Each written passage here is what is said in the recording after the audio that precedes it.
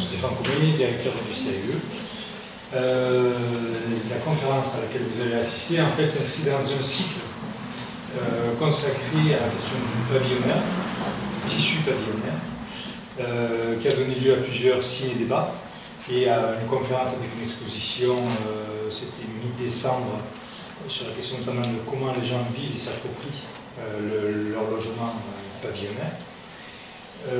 Avec un ciné-débat justement sur la question du rêve pavillonnaire qui a circulé un petit peu partout en Charente, qui était passé à la télévision, qui a donné lieu à des débats assez intéressants dans les divers cinémas que nous avons accueillis. Je voudrais remercier les communes qui nous ont accueillis à cette occasion-là. Et cette dernière action donc, dans le cadre de ce cycle est consacrée, comme vous voyez, à la question du pavillonnaire à l'heure du changement climatique. On sait que aujourd'hui, il va y avoir un effort à faire en termes de limitation de la consommation des espaces. Les espaces pavillonnaires, les tissus pavillonnaires, la forme pavillonnaire a été promue par l'État pendant des décennies, interrogée depuis quelques décennies aussi par les urbanistes, architectes et paysagistes. Pour autant, ces tissus sont là, on ne va pas tous les détruire et répondre à des envies, à des souhaits des ménages. Donc la question c'est comment on va faire avec ce qui est déjà là et comment on va essayer de l'adapter au contexte qui s'annonce pour aujourd'hui et demain. Donc cette conférence a été préparée par Anaïs Vicchio, qui est architecte urbaniste, ici, enfin, tous les trois sont ici au CAUE, donc architecte urbaniste Anaïs, Alicia Juge qui est paysagiste au CAUE, et Michael Chariot qui est conseiller en énergie, à la fois pour les particuliers et pour les collectivités au CAUE. Voilà. Je leur laisse la parole et je vous souhaite une bonne conférence. Bonsoir, c'est moi qui vais démarrer. Juste pour placer, je ne vais pas refaire toutes les missions du CAE, si vous avez des questions, on pourra avoir un temps de débat à la fin pour le faire. Je veux replacer un tout petit bout de contexte. Donc les CAE, ils ont été créés par la loi 77 sur l'architecture, qui imposait recours à un architecte pour des constructions de plus de 170 m², qui est descendu à 150 m² maintenant. Et la création des CAE était entre autres de pouvoir permettre aux autres personnes qui souhaitaient construire d'avoir accès au conseil d'un architecte de façon gratuite, dans l'optique toujours d'améliorer le cadre de vie. Cette mission qui est toujours existante. Juste pour redéfinir un peu le cadre, les limites de la conférence de ce soir, on va parler de quartier pavillonnaire existant, on parle bien d'existant, on parle de cadre de vie et d'adaptation de ce type d'habitat dans le cadre du changement climatique, et on va essayer de répondre à deux questions. Comment mieux ou bien vivre dans le tissu pavillonnaire à l'heure du changement climatique? Et en quoi le pavillonnaire peut-il constituer une ressource pour répondre aux enjeux de sobriété, de consommation foncière dans un contexte de transition écologique et de raréfaction des ressources? On va le faire en 3 temps. Donc on va commencer par vous donner toute une série d'introductions de chiffres sur le changement climatique. On fera un focus sur les atouts faiblesses de ces quartiers et ce tissu pavillonnaire, duquel on va dégager des enjeux. On vous présentera, alors c'est toujours en thématique croisée, mais sur chaque thématique, sur chaque enjeu, on travaillera un contexte spécifique, les phénomènes et les enjeux, quelques outils, des solutions à mettre en œuvre, qu'on présentera sous forme aussi d'exemples et sur un cas type qu'on a choisi, qu'on vous présentera tout à l'heure, et on se laissera un temps de discussion à la fin. Je laisse la main à Alicia. Donc on va commencer avec quelques chiffres sur le changement climatique. L'objectif, c'est pas là d'être trop exhaustif, mais c'est un peu de le recontextualiser. Quand on parle de changement climatique, tout de suite on pense quand même à la hausse des températures moyennes. Aujourd'hui on est à plus 1 degré à l'échelle globale par rapport à 1900. Et le GIEC nous dit qu'en gros, dans le pire des scénarios, ce vers quoi on tend quand même, on aura plus 4 degrés d'ici 2100. Un autre effet du changement climatique, on va avoir des épisodes extrêmes qui vont être plus fréquents et surtout qui vont être plus violents. En parlant par exemple des pluies, on a une diminution de moins 25% des précipitations d'ici 2100 qui est prévue. Et on a moins 15% de la disponibilité en eau également qui va arriver. Ensuite, il y a quelques impacts aussi sur l'océan. On ne va pas forcément en parler du coup dans ce cadre-là, mais ça me semblait important de rappeler qu'il va y avoir une hausse de la température de l'eau dans les cours d'eau, mais également en mer, une hausse du niveau moyen des océans et une acidification également des cours d'eau et de l'océan. Ça va avoir deux autres impacts. Déjà, majoritairement avec la hausse de la température, on va avoir une accélération du cycle des végétaux. Et on va également avoir une migration des espèces qui est déjà bien à l'œuvre. En Charente, quelques données, pas chiffrées, mais des données comme ça.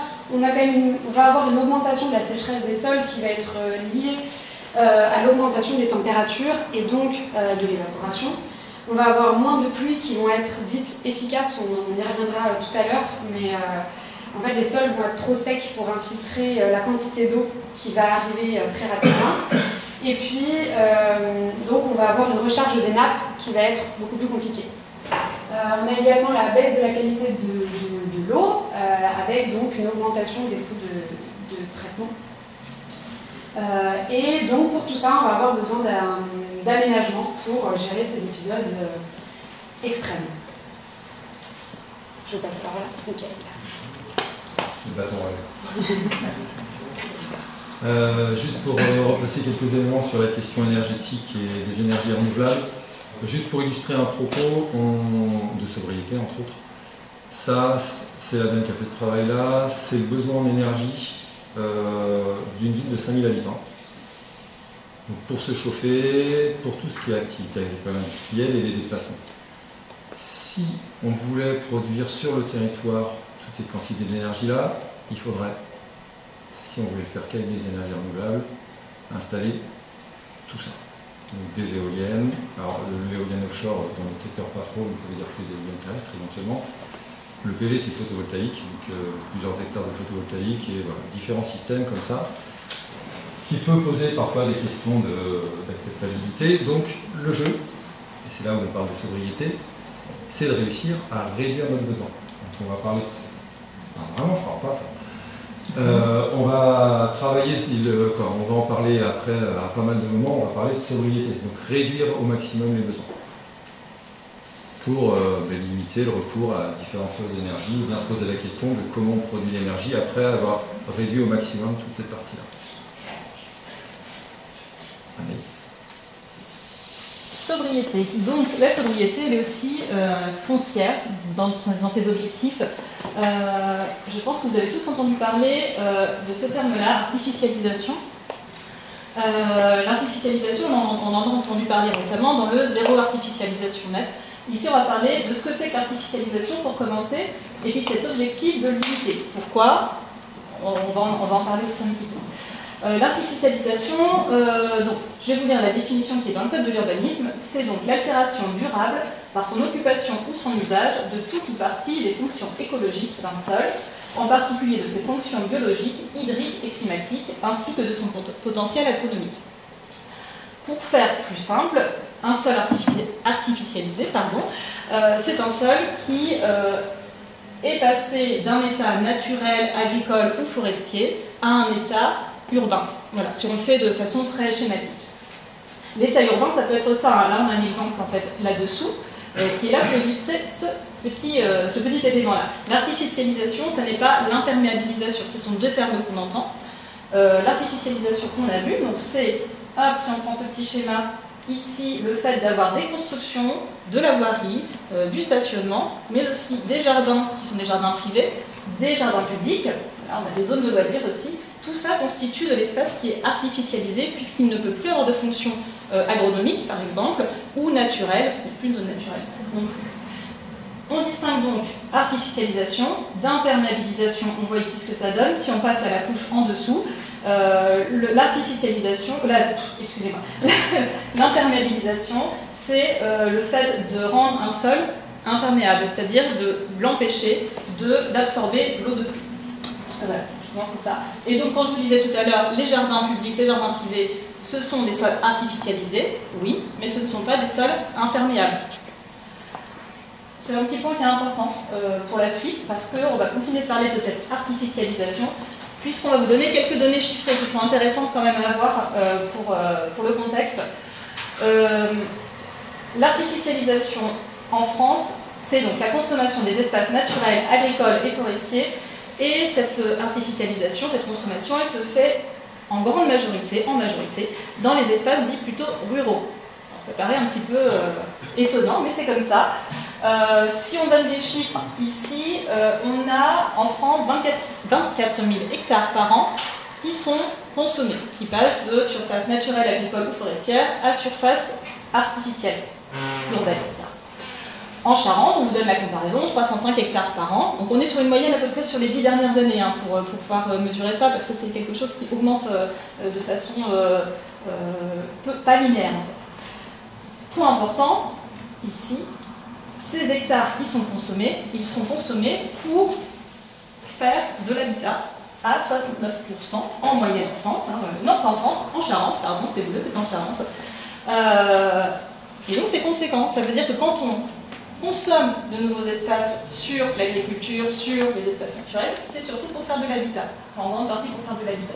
C'est autre point important. Ce schéma-là montre d'ailleurs que quand on prend des espaces agricoles, naturels ou forestiers, c'est surtout les espaces agricoles qui sont consommés. On est à 52% d'espaces naturels, agricoles, forestiers, enfin agricoles, pardon, excusez-moi, je me suis perdue. 52% d'espaces agricoles qui sont consommés pour devenir de l'espace urbain. Voilà. En majorité, c'est bien les espaces qui sont consommés. C'est important à dire parce que ce sont les espaces qui permettent de nous nourrir ou de nourrir d'autres personnes, de là parce qu'on exporte aussi de la nourriture. On a parlé de l'artificialisation.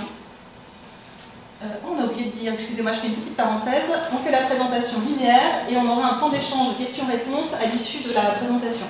En la parenthèse. Donc, on parlait d'artificialisation. L'artificialisation, pardon, elle se fait donc, pour de l'habitat. Une des caractéristiques de l'habitat dans les nouvelles consommations d'espace, excusez-moi, c'est de se faire sous forme de tissu pavillonnaire. Alors, on a parlé du pavillonnaire, notre directeur en parlait en introduction, c'est bien de ça qu'on va parler aujourd'hui. On a deux grandes formes de pavillonnaire. On a l'urbanisation qui est dite diffuse, qui se fait le long des voies. On a des parcelles qui sont plus ou moins en profondeur avec une maison sur sa parcelle. Et puis on a l'autre forme d'urbanisation qui est plus connue que ce terme de diffus, c'est la forme du lotissement. Le lotissement, c'est une opération d'aménagement qui consiste à diviser un ou plusieurs terrains en lots à bâtir, et sur ces lots à bâtir, on trouve une maison individuelle. Voilà. Donc la caractéristique de ce tissu pavillonnaire, c'est donc d'accueillir des maisons individuelles et d'être en extension de la ville. Voilà. On continue.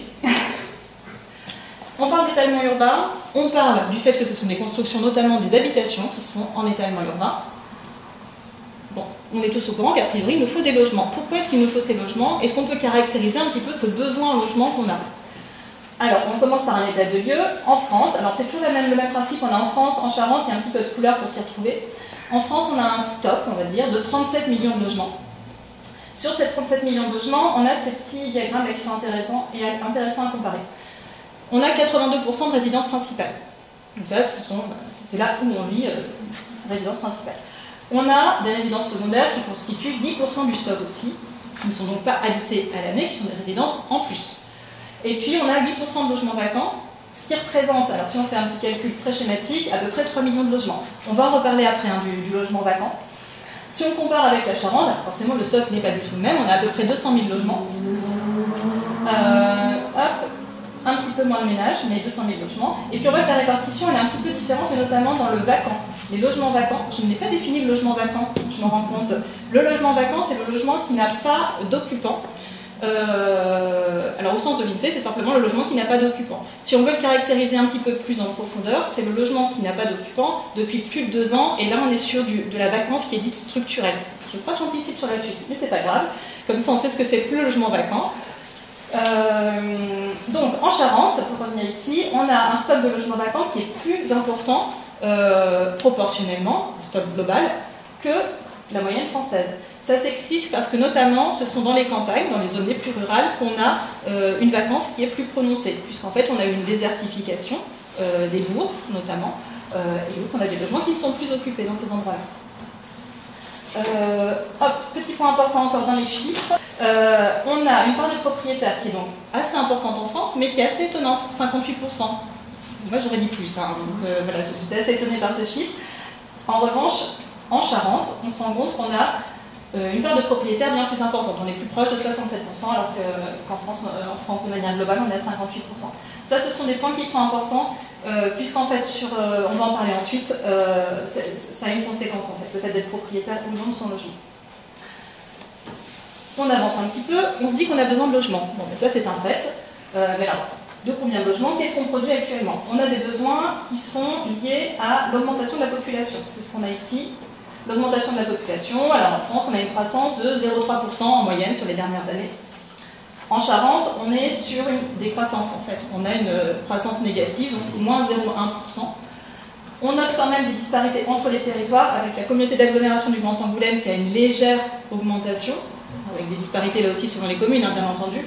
Et puis une communauté de communes. Alors toutes les autres communautés de communes sont en déprise démographique, hein, pour le coup. Si on compare, par exemple, la communauté de communes de Val-de-Charente est en décroissance un peu plus forte. Donc, globalement, on n'est pas sur la même dynamique. Pour autant, bon, on se dit on perd des habitants, pourquoi est-ce qu'on a besoin de logements, hein, ça paraît une question. Parce qu'on a un autre paramètre, c'est qu'on a ce qu'on appelle le desserrement des ménages. C'est un terme un peu barbare. Je vais en utiliser beaucoup, des termes barbares. Alors si vraiment il y en a trop, vous m'interpellez et puis vous me demandez de définir. Hein, vous n'hésiterez pas. On va tenter une définition ensemble, une définition simple. On ne va pas prendre les définitions de l'INSEE, on va faire plus simple. Desserrement, donc en fait, ce qu'on constate, c'est une diminution du nombre moyen d'habitants par ménage, par logement. C'est pareil. Donc une diminution de la taille des ménages. Les ménages étant les habitants d'un logement. On est passé de un peu plus de 3 personnes par logement, par ménage, du coup, en 1960, à 2,2 personnes aujourd'hui. Avec une augmentation globalement de la population, ce qui explique qu'on a besoin de plus de logements. Cette diminution du nombre de personnes par ménage, elle est liée à plusieurs phénomènes. Alors on peut en citer quelques-uns. On a notamment ce qu'on appelle la décohabitation, très joli aussi ce terme-là. C'est le fait de ne plus habiter tous ensemble sous le même toit. Alors notamment, ça va être le fait que les enfants quittent plutôt la maison, alors pour aller étudier par exemple, ça va être le fait de ne plus vivre avec ses aïeux, donc ses grands-parents, enfin ses grands-parents, c'est avec les personnes âgées, voilà, et le fait que les personnes âgées, elles vivent plus longtemps chez elles aussi, en autonomie. Donc ça nous fait augmenter la demande de... Excusez-moi. Non, on a une...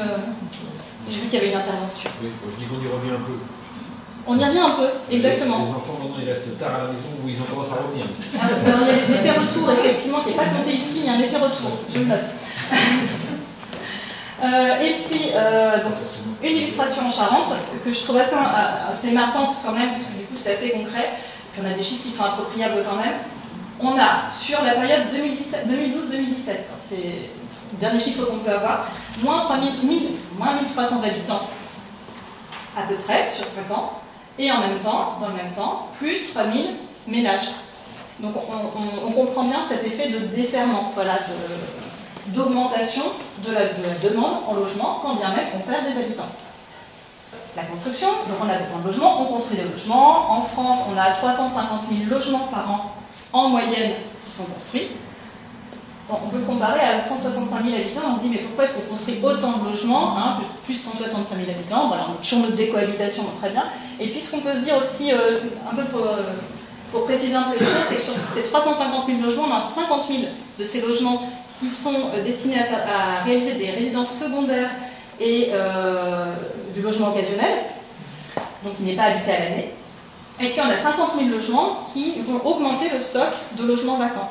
Et notamment du fait que quand on construit une maison, je prends l'exemple d'une maison, un logement en dehors de la ville, et bien la personne qui était dans un logement dans la ville va sortir de ce logement-là et ce logement ne sera probablement pas reloué ou réhabité ensuite parce qu'il ne correspondra plus aux attentes que nous avons actuellement de la maison avec un jardin, par exemple. Hop. C'est bientôt fini après cette partie-là. Les logements vacants, on en a parlé tout à l'heure. Je vous ai expliqué ce que c'était que le logement vacant. Et ce qui est intéressant à voir, je vous ai parlé tout à l'heure du stock, on a 8% en France de logements vacants, on a 3 millions, je vous ai expliqué ce phénomène-là, la vacance structurelle, 1 million de logements, et puis on note quand même qu'on a une augmentation de 30% des logements vacants sur les 15 dernières années. Donc il s'est passé quand même quelque chose, il y a quand même des logements qui existent, et puis qu'on abandonne. Donc il y a quand même un stock quelque part qui augmente fortement. Petit bémol à notre histoire de logements vacants, parce qu'on se dit finalement, si on a tous ces logements vacants, pourquoi construire? On pourrait très bien se loger dans ces logements. Le problème, c'est qu'en fait, la demande elle est dans les grandes villes, et les logements vacants sont pour 60% d'entre eux situés plutôt en dehors des grandes unités urbaines et en dehors des aires urbaines de moins de 100 000 habitants. Voilà, donc typiquement dans les endroits où il n'y a pas de demande forte en logement. Autre phénomène qui vient ici nous donner un peu de potentiel et l'idée, peut-être qu'on pourrait réutiliser l'existant, c'est quand même un peu l'objectif aujourd'hui, on a du sous-peuplement dans les logements. Alors sous-peuplement, autre mot barbare, il se trouve qu'aujourd'hui, on compte à peu près 8 millions de logements qui sont dits sous-peuplés. Le sous-peuplement, on considère aujourd'hui, ça ce sont les chiffres de l'INSEE, que chaque personne dans un foyer devrait pouvoir accéder à 2 pièces. Dès lors que on a 2 personnes dans un foyer et 5 pièces, eh bien on est en sous-peuplement, c'est-à-dire qu'on a une pièce en trop par rapport à ce qui nous est nécessaire pour être dans un certain confort. Le confort dont on est tous aujourd'hui, auquel on est tous aujourd'hui habitués. Et puis là, j'en reviens normalement à mon histoire, excusez-moi, j'anticipe, de propriétaires. Il se trouve que la sous-occupation, elle est la plus importante chez les propriétaires. Et ça s'explique parce que les propriétaires sont propriétaires d'une maison. Une maison, on verra plus tard ou maintenant. Une maison, voilà, en général, ça fait en moyenne plutôt 4,8 pièces. On a vu qu'on avait 2 personnes à peu près par logement. Là, on est plus proche des 5 pièces pour 2 personnes, voilà, en moyenne. Donc de fait, on a cet effet-là de sous-peuplement. Donc ça veut dire qu'on a un potentiel, il faut me dire, à prendre avec des pincettes aussi, un potentiel dans ces maisons qui sont sous-occupées finalement. Comment le mobiliser? Ça, on va essayer d'en parler ensuite. Et on a ce petit chiffre ici pour finir avec les chiffres. La surface des résidences principales a augmenté depuis les 40 dernières années. C'est-à-dire qu'on est passé de 25 mètres carrés par personne à 40 mètres carrés par personne. Donc ça veut dire que chaque personne dans le foyer occupe un petit peu plus de place. C'est lié aussi à l'augmentation du confort et à nos modes de vie. C'est moi qui fais la transition. Je continue. Vous allez m'entendre parler encore un petit peu et puis après je passerai la parole au premier. On a fait le premier état des lieux qui est celui donc, du contexte climatique, du changement climatique, de l'enjeu énergétique et de l'enjeu du logement finalement et de l'artificialisation, de la limite de l'artificialisation. On va passer maintenant un petit peu plus dans le concret, le quartier pavillonnaire, on va en faire un état des lieux, on va parler en fait de comment ça fonctionne aujourd'hui, pour pouvoir ensuite en parler, pour savoir ce qu'on pourrait changer, faire évoluer ou garder. Donc le pavillonnaire aujourd'hui, je ne sais plus si Stéphane tu en as parlé en introduction, mais normalement tu le fais, donc je le refais ici. Ce qu'on peut dire, c'est que c'est un angle mort des politiques publiques actuelles. Tu ne l'as pas dit, c'est embêtant. On n'a aucune politique publique nationale sur cette thématique du lotissement. On a des politiques publiques sur la revitalisation des centres-bourgs, sur tout un tas de thématiques, sur le lotissement, j'ai dit lotissement, sur le pavillonnaire, de manière générale. On peut dire, et ça je pense que ça a été bien pour l'introduction, que c'est un mode d'urbanisation qui est encore assez décrié par les professionnels de l'aménagement. Alors pour différentes raisons, mais voilà. Mais pour autant, je vous dis, peu d'urbanistes, peu d'architectes, peu de paysagistes s'intéressent réellement à ce sujet, mais peut-être aussi parce qu'il y a peu de demandes sur ce sujet aussi. Ce sont des réflexions, mais peu d'actions sont menées sur ces lotissements et ces habitats diffus pavillonnaires. existants. Pour autant, vous le savez tous, ce sont des lieux de vie qui sont privilégiés par beaucoup de Français. C'est la possibilité d'accéder à la propriété d'une maison individuelle avec un jardin, et ça fait partie de l'idéal de beaucoup de personnes. Donc c'est quand même un lieu auquel il faut s'intéresser. On va parler de différentes thématiques. Donc, on a présenté globalement ce que c'était qu'un quartier pavillonnaire, ce que c'était que le pavillonnaire. On va fonctionner de cette manière-là, comme ensuite quand on parlera des enjeux.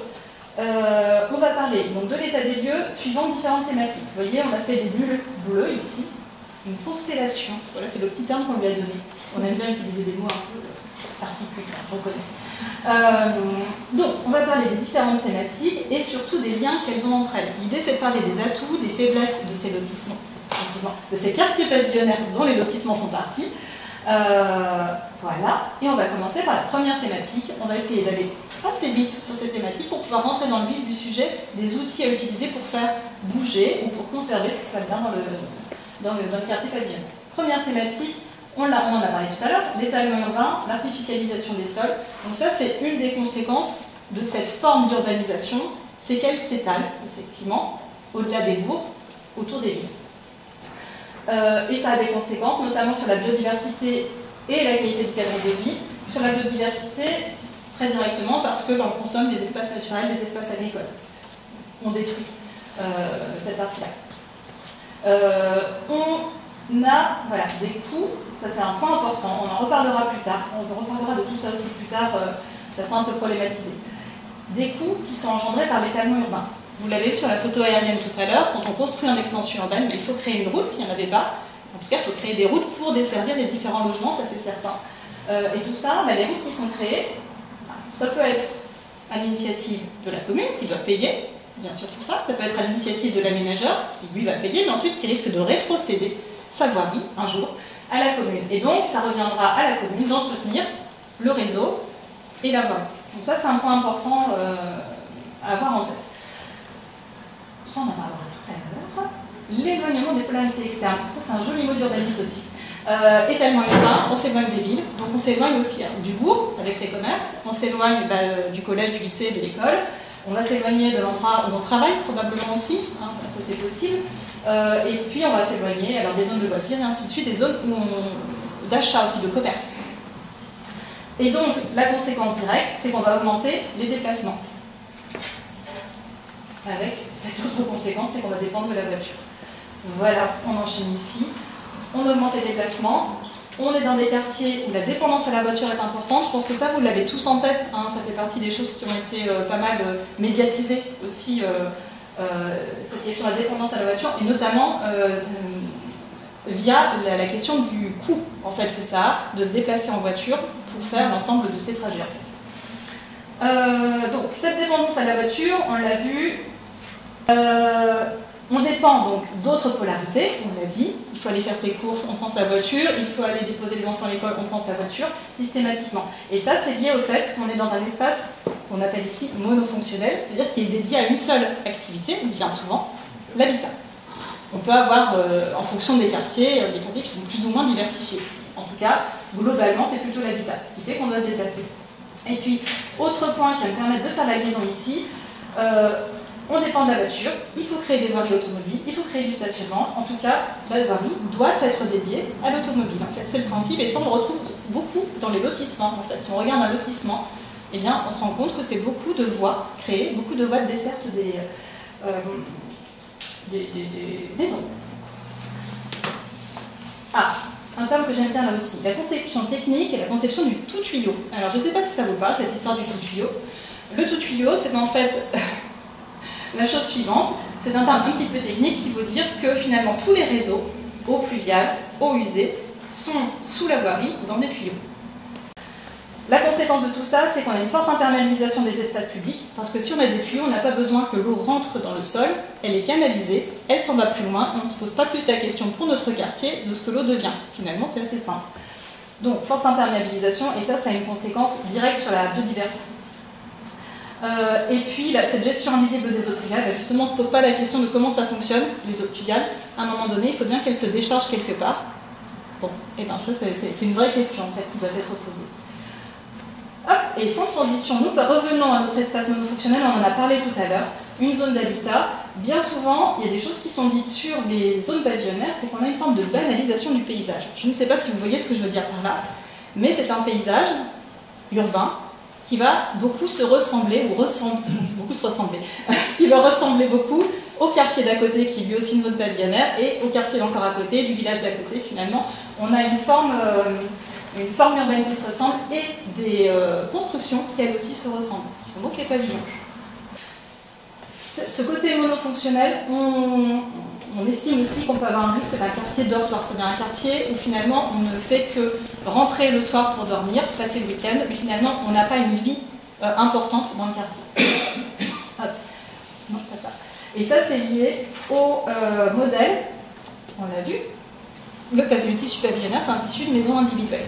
Donc on a essentiellement des maisons individuelles, un peu de diversité dans certaines zones, ça bien sûr. Il se trouve que c'est un modèle qui est très attractif pour les familles, et on va le voir tout à l'heure, autre mot assez sympathique, difficile pour le parcours résidentiel des gens. Je vous l'expliquerai tout à l'heure, parcours résidentiel.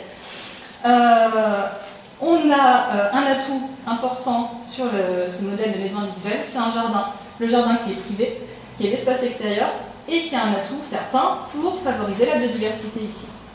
En revanche, petit point important dont on va parler de façon assez poussée tout à l'heure, la densification. On est sur des tissus assez lâches, je ne sais pas si vous voyez ce que je veux dire, les maisons individuelles, elles sont posées au milieu de leur jardin, et puis entre deux maisons, on a de l'espace, ou derrière la maison, on a de l'espace aussi. Et ça, c'est un vrai potentiel pour créer d'autres logements sur les espaces libres. Et ça, c'est la densification. Quand on densifie, on a un impact sur la biodiversité.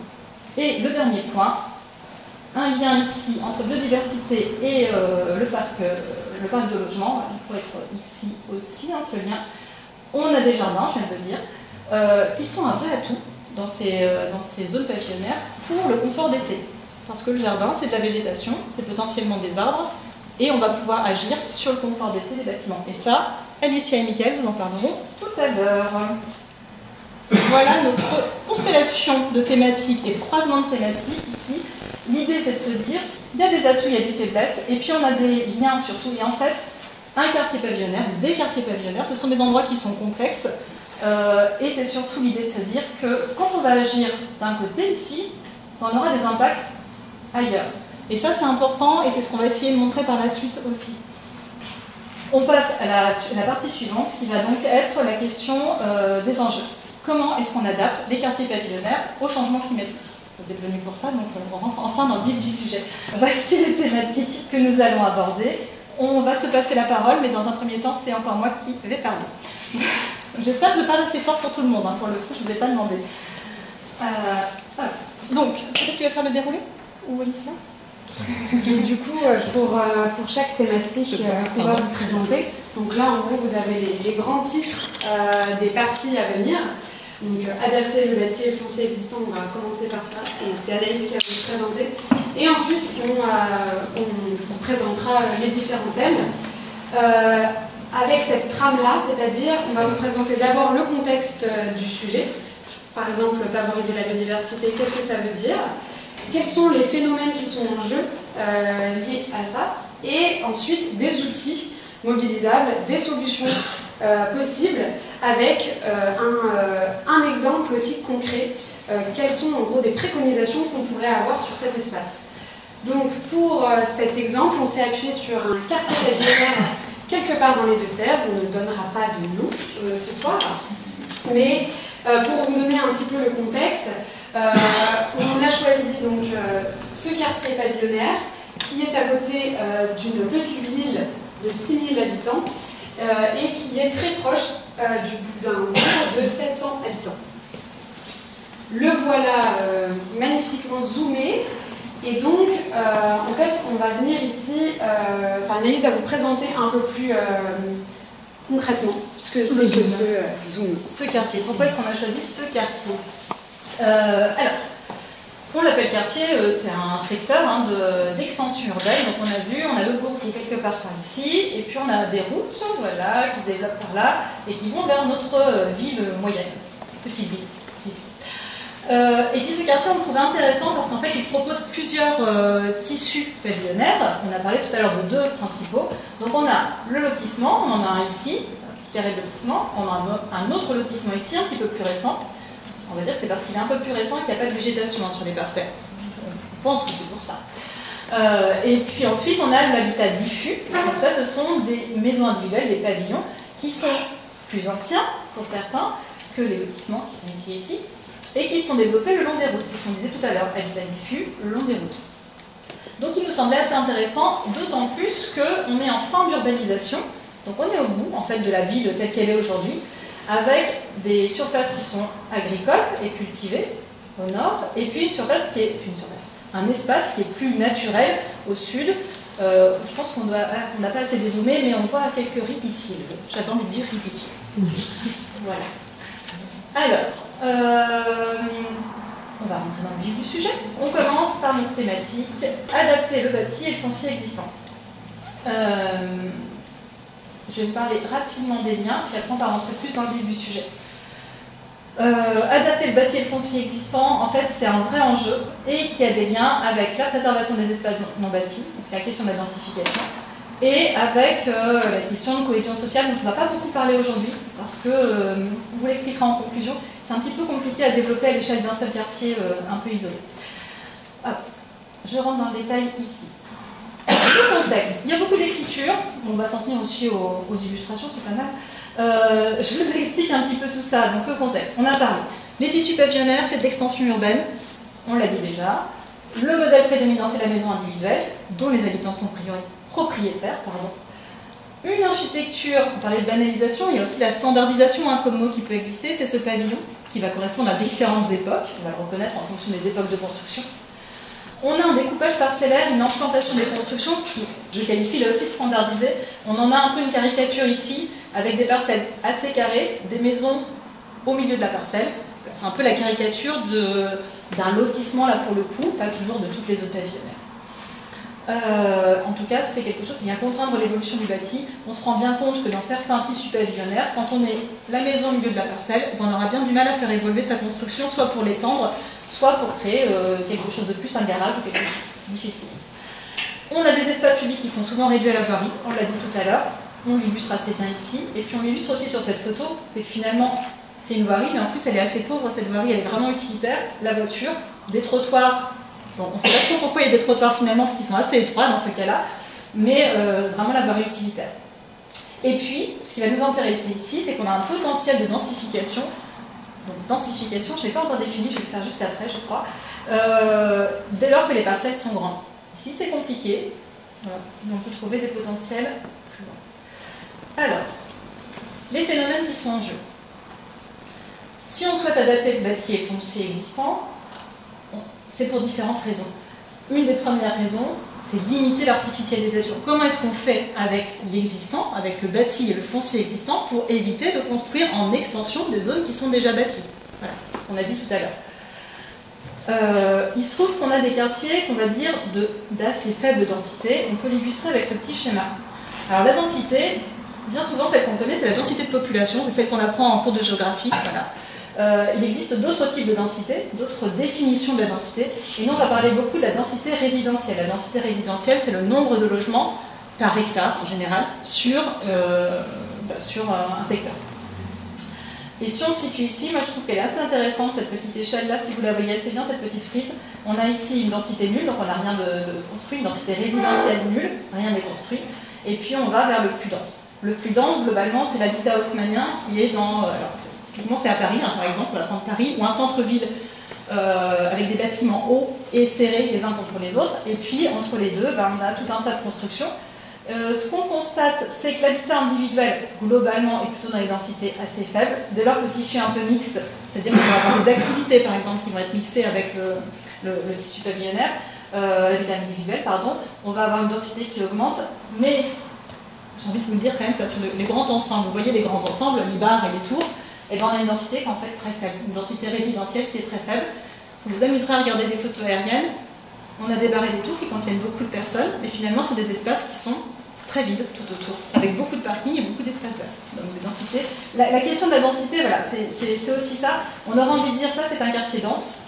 Eh ben, c'est l'histoire de la densité mesurée, de la densité vécue. On ne vit pas la densité de la même manière qu'elle est calculée finalement. On n'a pas les mêmes ressentis. Voilà pour ce point de densité. Donc, des quartiers qu'on dit plutôt de faible densité, voilà, qui sont un peu lâches, qui laissent de la place entre les constructions, et qui sont, alors je dirais, convoités et qui évoluent aujourd'hui. Donc, l'évolution, c'est qu'on a une densification d'initiatives individuelles, c'est-à-dire que les habitants des maisons peuvent vendre parfois leur terrain. C'est ce qu'on voit ici, une illustration ici. On a la construction existante qui est là, avec sa grande parcelle, et puis qu'est-ce qu'on a ici? Une voie d'accès qui a été créée, et à l'arrière, une nouvelle parcelle avec une nouvelle maison. Donc, ce propriétaire-là a décidé de vendre l'arrière de sa parcelle. Pour X raisons, ça va être parce qu'il ne veut plus s'occuper de son jardin, parce qu'il a besoin de faire une rénovation de son bâti, et donc il a besoin d'argent, tout simplement parce qu'il a besoin d'argent pour X raisons. Tout est possible, on n'a pas toujours les raisons. En tout cas, tout ça pour dire que ça, c'est une parcelle en drapeau. Voilà, je vous le refais parce que là, on a le mât du drapeau et puis le palier. Voilà. Une parcelle en drapeau. Peut-être que vous aviez déjà entendu le terme, en tout cas, c'est quelque chose qu'on retrouve beaucoup dans les tissus pavillonnaires. Cette densification qui se fait par chaque habitant qui en a envie, si le règlement d'urbanisme l'y autorise, il le fait parce qu'il a l'occasion, l'opportunité ou le besoin, eh bien ça va poser des questions. Alors, on va se dire, bah, très bien, on parlait de densifier, de limiter l'artificialisation, c'est parfait. Ces constructions qui viennent se faire toutes seules, eh ben, ça permet de ne pas consommer de nouveaux espaces sur les zones naturelles, agricoles, forestières. Mais pour autant, voilà, c'est ça la chose qui est intéressante, c'est que ça va poser d'autres questions qui sont d'ordre social, d'ordre environnemental, pardon, et qui va poser des questions en termes de coût public. On le disait tout à l'heure, hein, rajouter des maisons ici, très bien, on a rajouté une maison. La commune n'a rien payé pour ça. La voirie, ici, qui a été créée, c'est une voirie privée. En revanche, on a une maison ici. Qu'est-ce que ça veut dire? Ça veut dire notamment qu'il faut évacuer les eaux usées. On a une nouvelle maison qui a des eaux usées à déverser. Et donc ces eaux usées, il faut les collecter. Est-ce que le réseau est suffisamment dimensionné? Et surtout, est-ce que la station d'épuration au bout est suffisamment dimensionnée? Donc on a des conséquences qui vont assez loin sur les coûts que la collectivité va devoir porter dès lors qu'on a ce type de densification. D'où cette phrase-là. À un moment donné, il y a une nécessité à ce que la collectivité puisse encadrer ce type d'initiative. Faire avec l'existant pour limiter la consommation de ressources. Autre enjeu, quand on construit, on consomme de nouvelles ressources. Donc on va puiser du calcaire, on va puiser pour faire du ciment, du béton. Voilà, on va puiser tout ça, excusez-moi, j'ai perdu ce terme, mais c'est pas des nouvelles ressources, en tout cas. Et on a de l'énergie, effectivement, qui va être produite pour transformer ces matières en produits de construction, en éléments de construction. Donc construire, en fait, ça coûte cher en ressources. Ça, c'est quelque chose d'important. Et les ressources, ce qu'on sait, c'est qu'elles sont finies, en fait. Elles ont un nombre fini et qu'elles sont limitées. Merci. Excusez-moi. Donc, comment est-ce qu'on peut faire pour éviter de construire, finalement, ou limiter la construction? On a cette possibilité d'intensifier les usages des constructions existantes. Alors, intensifier les usages, encore un terme barbare. Une maison, on a un foyer à l'intérieur, un ménage qui est à l'intérieur. Est-ce qu'on peut trouver une autre manière d'avoir plus d'habitants à l'intérieur? Est-ce qu'on peut trouver...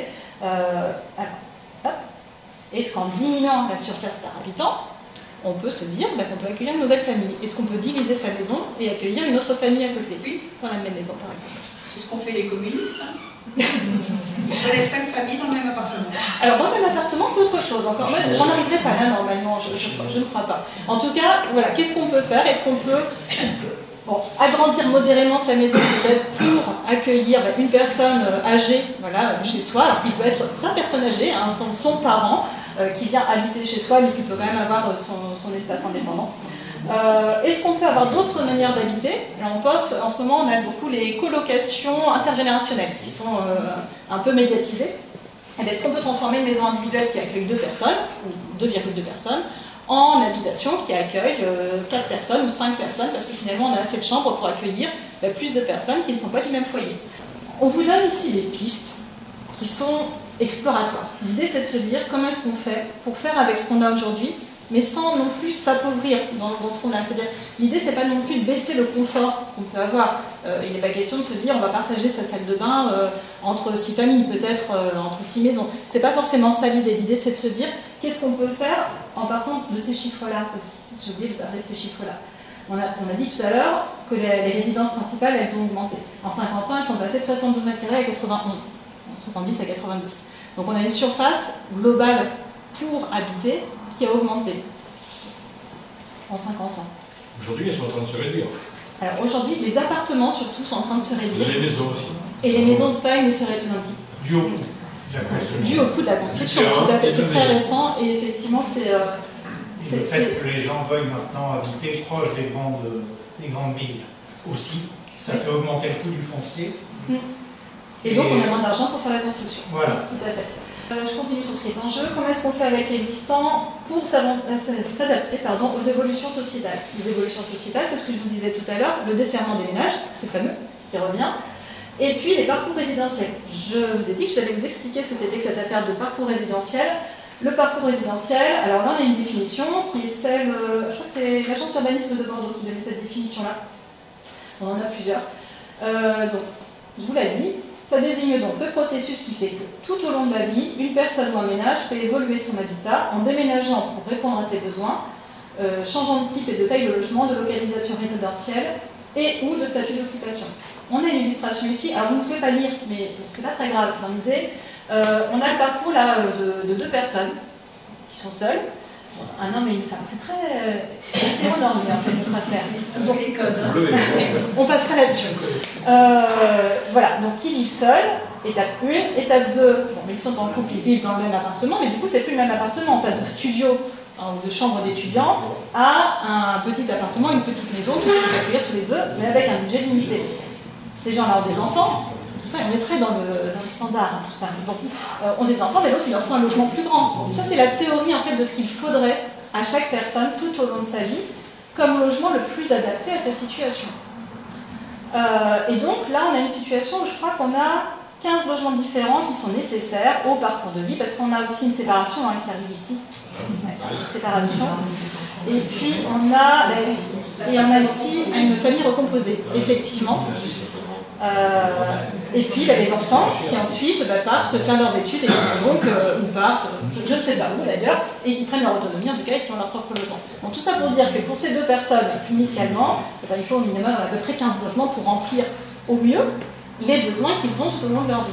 Concrètement, ça ne se passe pas comme ça, hein, ou rarement comme ça. D'une part parce qu'on n'arrive pas toujours à accéder au logement dont on a besoin, pile poil, aussi parce qu'on a des souhaits d'avoir plus de confort parfois, qu'on a la possibilité financière d'avoir plus de confort, plus de place. Bon, pourquoi s'en priver, à vrai dire, il n'y a pas de raison. Et puis parce que changer systématiquement, c'est pas non plus dans notre ADN, hein, non plus. On est habitué à avoir la maison, le patrimoine, qu'on risque même de transmettre en fait par la suite. Donc finalement, posséder sa maison, même si elle est un peu grande à certains moments de la vie, c'est pas très grave. Mais peut-être que c'est pas grave d'ailleurs. Bon, en tout cas, tout ça pour dire que globalement, il y a quand même des gens qui n'arrivent pas à se loger, et notamment les qui ne trouvent pas de petits logements. Globalement, c'est ça qui va manquer, ce sont les petits logements. Et en fait, pour ce démarrage de parcours de vie, ou pour les cassures dans le parcours aussi de vie, où on va se retrouver seul ou seul avec des enfants, et où en fait on n'a plus les mêmes besoins et les mêmes possibilités de louer ou d'acheter quelque chose.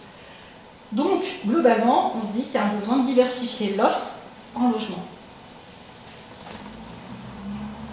Allez, on passe aux outils, ça va être un peu plus concret. Enfin, j'espère que ça va être plus concret, c'est l'objectif. Alors, ici, c'est pas la page la plus drôle, mais c'est pas grave. Adapter le bâti, on va passer à adapter le foncier derrière. Des outils pour adapter le bâti. On a une petite légende ici, ça c'est à l'échelle individuelle, à l'échelle collective, d'un collectif d'habitants par exemple, à l'échelle de la collectivité, qui peut être à différents niveaux. On va les lister un petit peu. À l'échelle individuelle, on en a parlé un petit peu tout à l'heure, on peut choisir de transformer son bâti, son habitation, de l'adapter. Alors l'adapter, ça peut être simplement changer les meubles de place, changer l'affectation des locaux. On n'a pas forcément de travaux à faire. Ça peut être plus lourd, hein, on peut avoir des grosses restructurations, des extensions, des surélévations ou des constructions neuves, voilà, pour s'adapter. Si les habitants font ça, c'est pour différentes choses. Alors ça va être pour permettre, justement ce qu'on disait tout à l'heure, c'est de changer un petit peu l'affectation du logement, qu'elle soit pour d'autres personnes, donc la colocation intergénérationnelle, le co-living. On a une autre raison, ça peut être pour s'adapter à la taille du foyer. Bon, on n'avait pas d'enfants, puis finalement on en avait 2, puis on en a 3 ou on en a 4. On a besoin d'une chambre en plus, par exemple. On va coloniser le garage, je me comprends, on va restructurer le garage pour faire une chambre, ou on va faire une extension à sa maison, une surélévation. Autre objet de transformation, s'adapter à l'évolution des modes de vie des habitants. Ici on prend l'exemple par exemple du télétravail. Quelqu'un qui se retrouve à devoir télétravailler chez lui et qui n'a pas de bureau, va pouvoir vouloir aménager ses combles, aménager son garage pour faire un vrai bureau parce qu'il télétravaille toute la semaine. Et puis, on a aussi, on va l'illustrer après, cette notion de transformer son habitation pour faire une rentrée financière, pour pouvoir investir dans la rénovation de son bâtiment. Je vais l'illustrer juste après. À l'échelle collective, c'est-à-dire un collectif d'habitants qui se réunit, on peut envisager des commandes groupées pour la rénovation du bâti, rénovation énergétique, rénovation architecturale, pardon, je perds ma fluidité dans les mots. On a des exemples, alors qui sont encore un peu à la marge, sur des commandes groupées. Alors ça va être pour des achats de matériaux ou de matériel plutôt, des diagnostics sur des bâtiments qui vont être groupés à plusieurs maisons dans un quartier. En revanche, on a très peu de, et Mickaël le dira aussi après, on a très peu d'exemples d'actions collectives habitantes pour réaliser des travaux en commun. Voilà, et avoir des entreprises communes qui interviennent sur les constructions. Donc très peu d'économies d'échelle possibles encore à ce niveau-là. Et c'est notamment lié au fait qu'on n'est pas tous prêts en même temps à intervenir sur son bâti, qu'on n'a pas tous les mêmes travaux à faire non plus, et que les entreprises ne sont pas non plus structurées pour répondre à des commanditaires multiples en même temps, vraiment simultanément. Mais c'est quelque chose qui pourrait bouger, hein. Ça serait quand même assez intéressant. L'action de la collectivité, typiquement, ça va être la commune, ça peut être la communauté de communes, ça peut être une autre échelle, on va dire la commune pour le cas qui nous concerne. Ça va être travaillé notamment sur le règlement du plan local d'urbanisme, ou à l'échelle intercommunale, du plan local d'urbanisme intercommunal.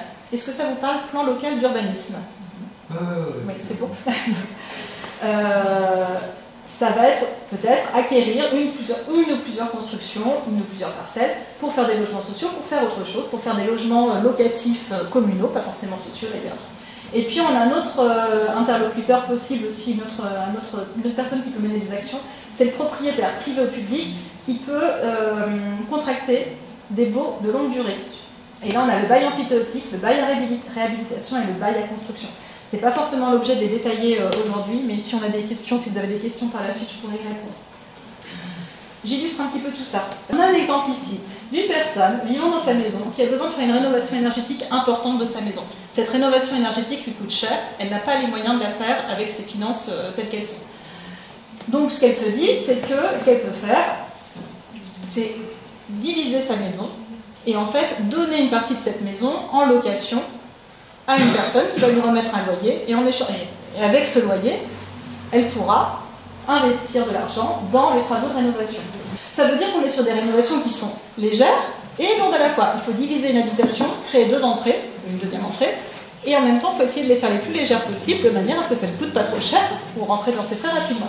En tout cas, c'est un type d'opération intéressante de se dire je peux travailler sur mon bâti, me séparer d'une partie de mon logement pour financer une rénovation énergétique. Je crois que j'ai des images rigolotes ici. Un exemple de surélévation. Voilà. C'est des initiatives individuelles autorisées par les règlements d'urbanisme. Ici, on a besoin de plus de chambres pour les enfants. Donc, créons des chambres pour les enfants. La maison initiale, elle est ici, elle est toute petite. 2 chambres, 2 étages. Et puis ici, c'est un autre cas, c'est l'adaptation du bâti au vieillissement de ses occupants. Et donc, une partie du rez-de-chaussée, la pièce de vie du rez-de-chaussée, elle est transformée en chambre, voilà, accessible du coup à des personnes âgées. Et puis, on a créé une extension pour faire une nouvelle pièce. La collectivité, on va essayer de passer rapidement.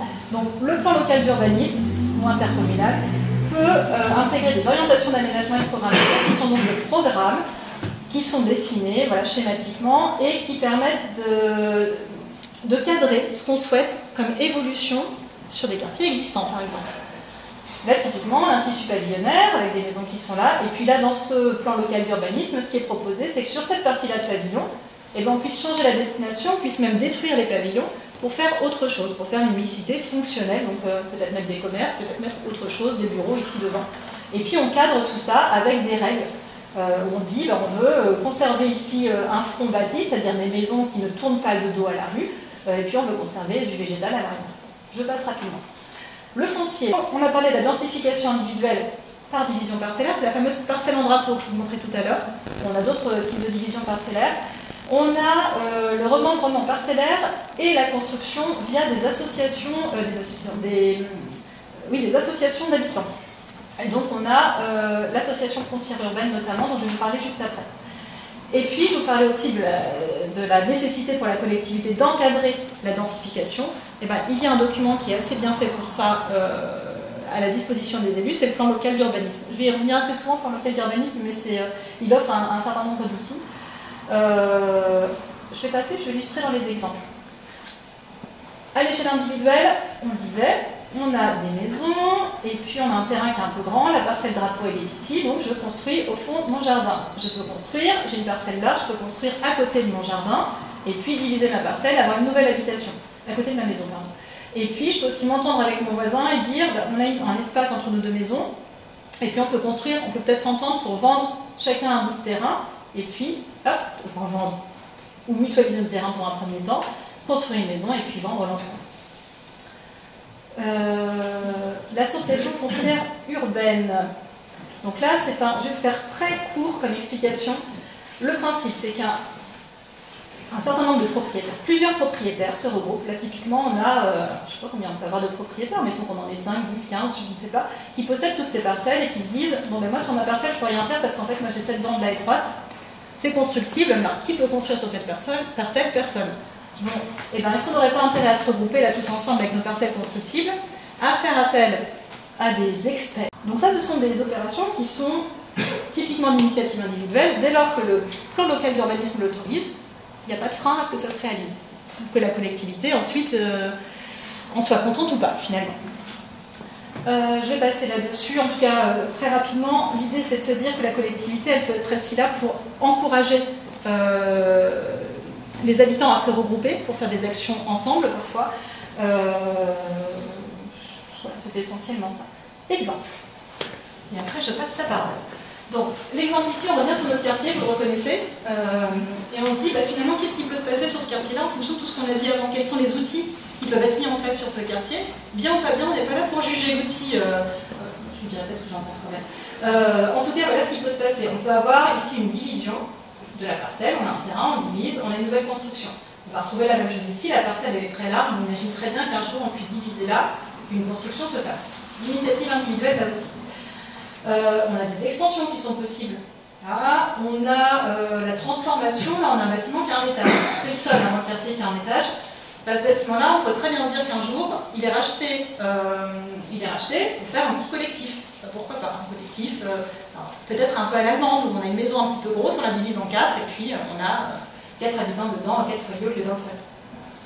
On a la parcelle en drapeau qui est ici, et puis là, ce qu'on voulait illustrer, c'est ce qui peut se passer quand on a une association foncière urbaine, ce dont je vous parlais juste avant, qui agit. Donc, on a 4 parcelles ici, 4 propriétaires, qui ont des parcelles très longues, et puis peut-être qu'ils vont se dire un jour, bon, ben, ça serait peut-être intéressant d'avoir quand même soit une rentrée financière, soit finalement nos potages à l'arrière ne nous servent plus à rien, au contraire c'est une contrainte, on aimerait se séparer de tout ça. Qu'est-ce qu'on peut faire? Et bien on peut se retrouver avec une création de lotissement, ici derrière, desservie par une voie qui est une voie publique ici. Et puis on peut avoir d'autres choses, des créations, alors là on a une parcelle qui n'était pas bâtie. Peut-être qu'elle est divisée, peut-être qu'elle est divisée en parties et puis qu'on arrive à avoir de l'habitat participatif, je vous en avais pas parlé encore, c'est le fait que des habitants se regroupent, enfin des personnes se regroupent ensemble pour construire ensemble leur lieu d'habitation collectif. Alors j'espère que vous avez suivi tout ça et je vais passer la parole à Alicia pour la suite et changer de thématique.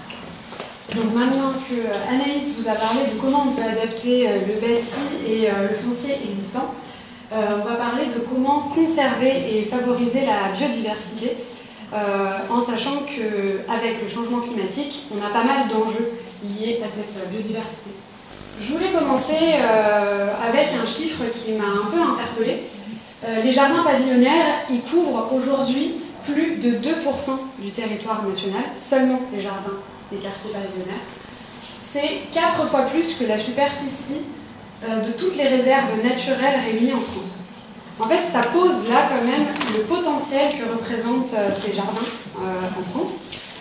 Et il y a quand même des entretiens, donc il y a des études qui sont faites, il y a des entretiens semi-directifs avec des habitants des quartiers pavillonnaires qui ont pu être faits. Et en fait, ça montre que pour ces habitants, le jardin, ça revêt un rôle à la fois social et écologique. C'est les deux choses qui ressortent le plus. Et si ces personnes souhaitent acquérir un pavillon, c'est donc parce qu'ils ont envie d'avoir un jardin, mais aussi parce que dans leur imaginaire, dans leur idée, ils ont aussi envie de voir du vert, d'avoir une proximité à la nature. On voit aussi que parfois c'est malheureusement pas toujours le cas, mais voilà, dans l'idée, c'est avoir son jardin et être proche de la nature. Ce qui est en jeu aujourd'hui, c'est l'effondrement de la biodiversité lié au changement climatique.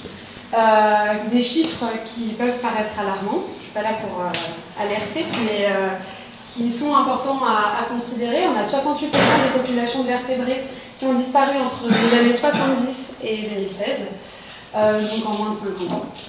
On a 40% des insectes qui sont en déclin au niveau mondial, 41% des amphibiens qui risquent de disparaître à très brève échéance. Je le dis sur un ton léger, mais pas vraiment.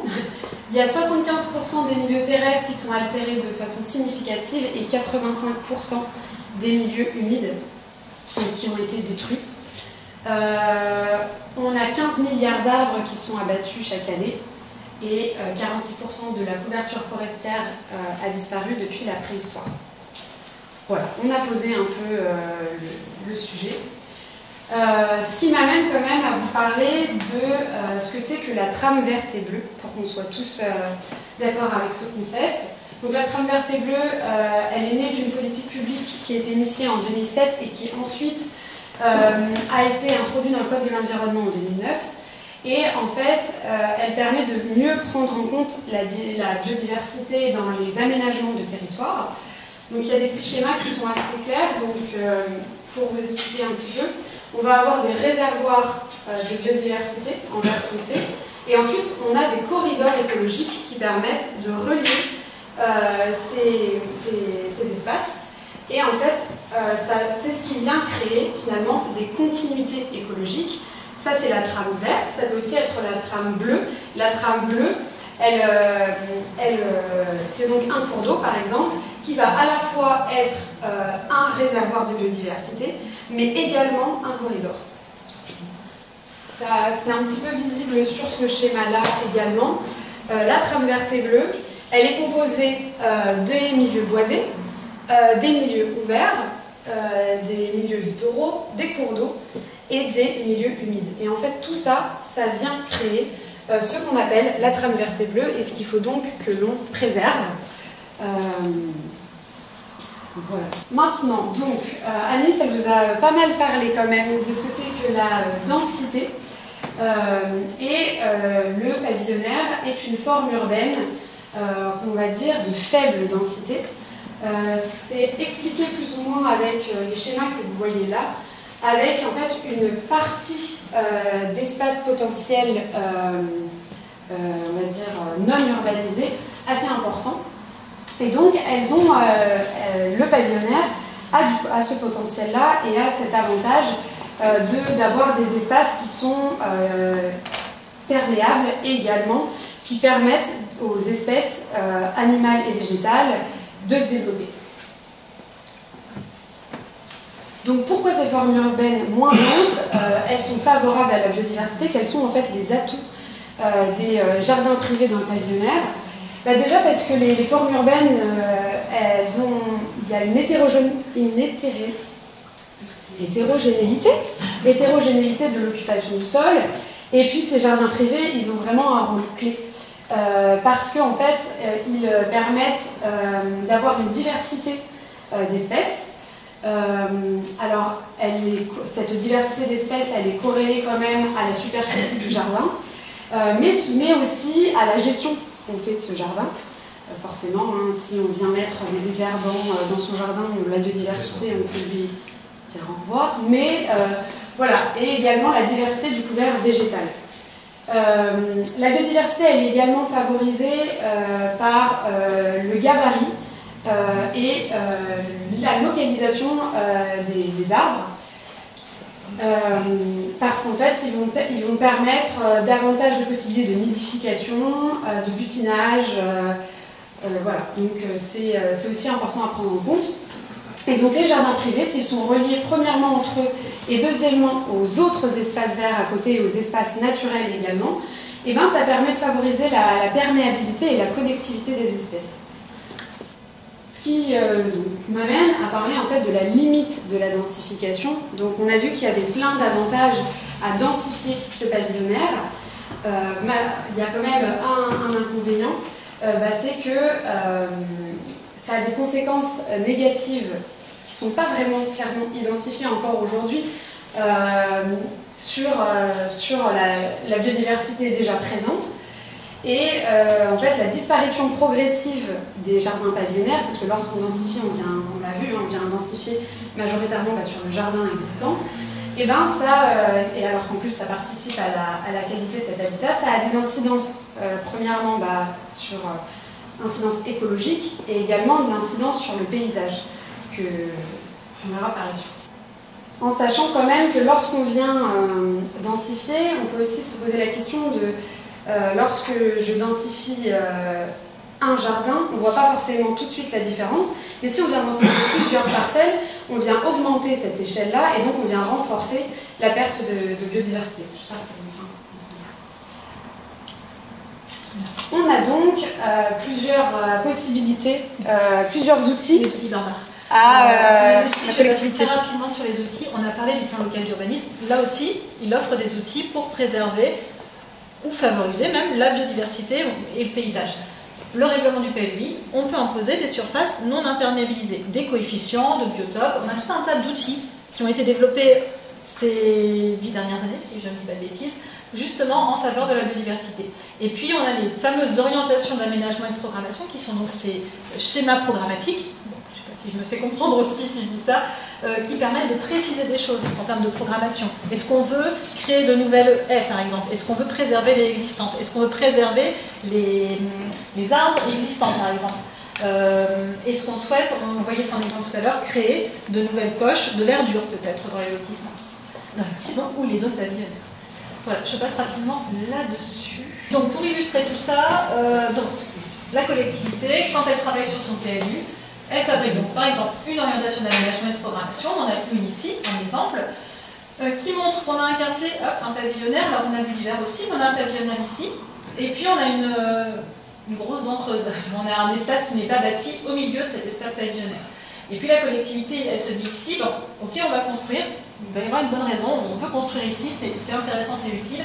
Par contre, on va préserver des espaces de nature, là on voit qu'il y a une sorte de parc qui est préservé, et on va préserver des lisières végétalisées qui font la transition entre le bâti existant et le bâti nouveau. Voilà, c'est une manière aussi de préserver ce qu'on disait, la qualité du cadre de vie.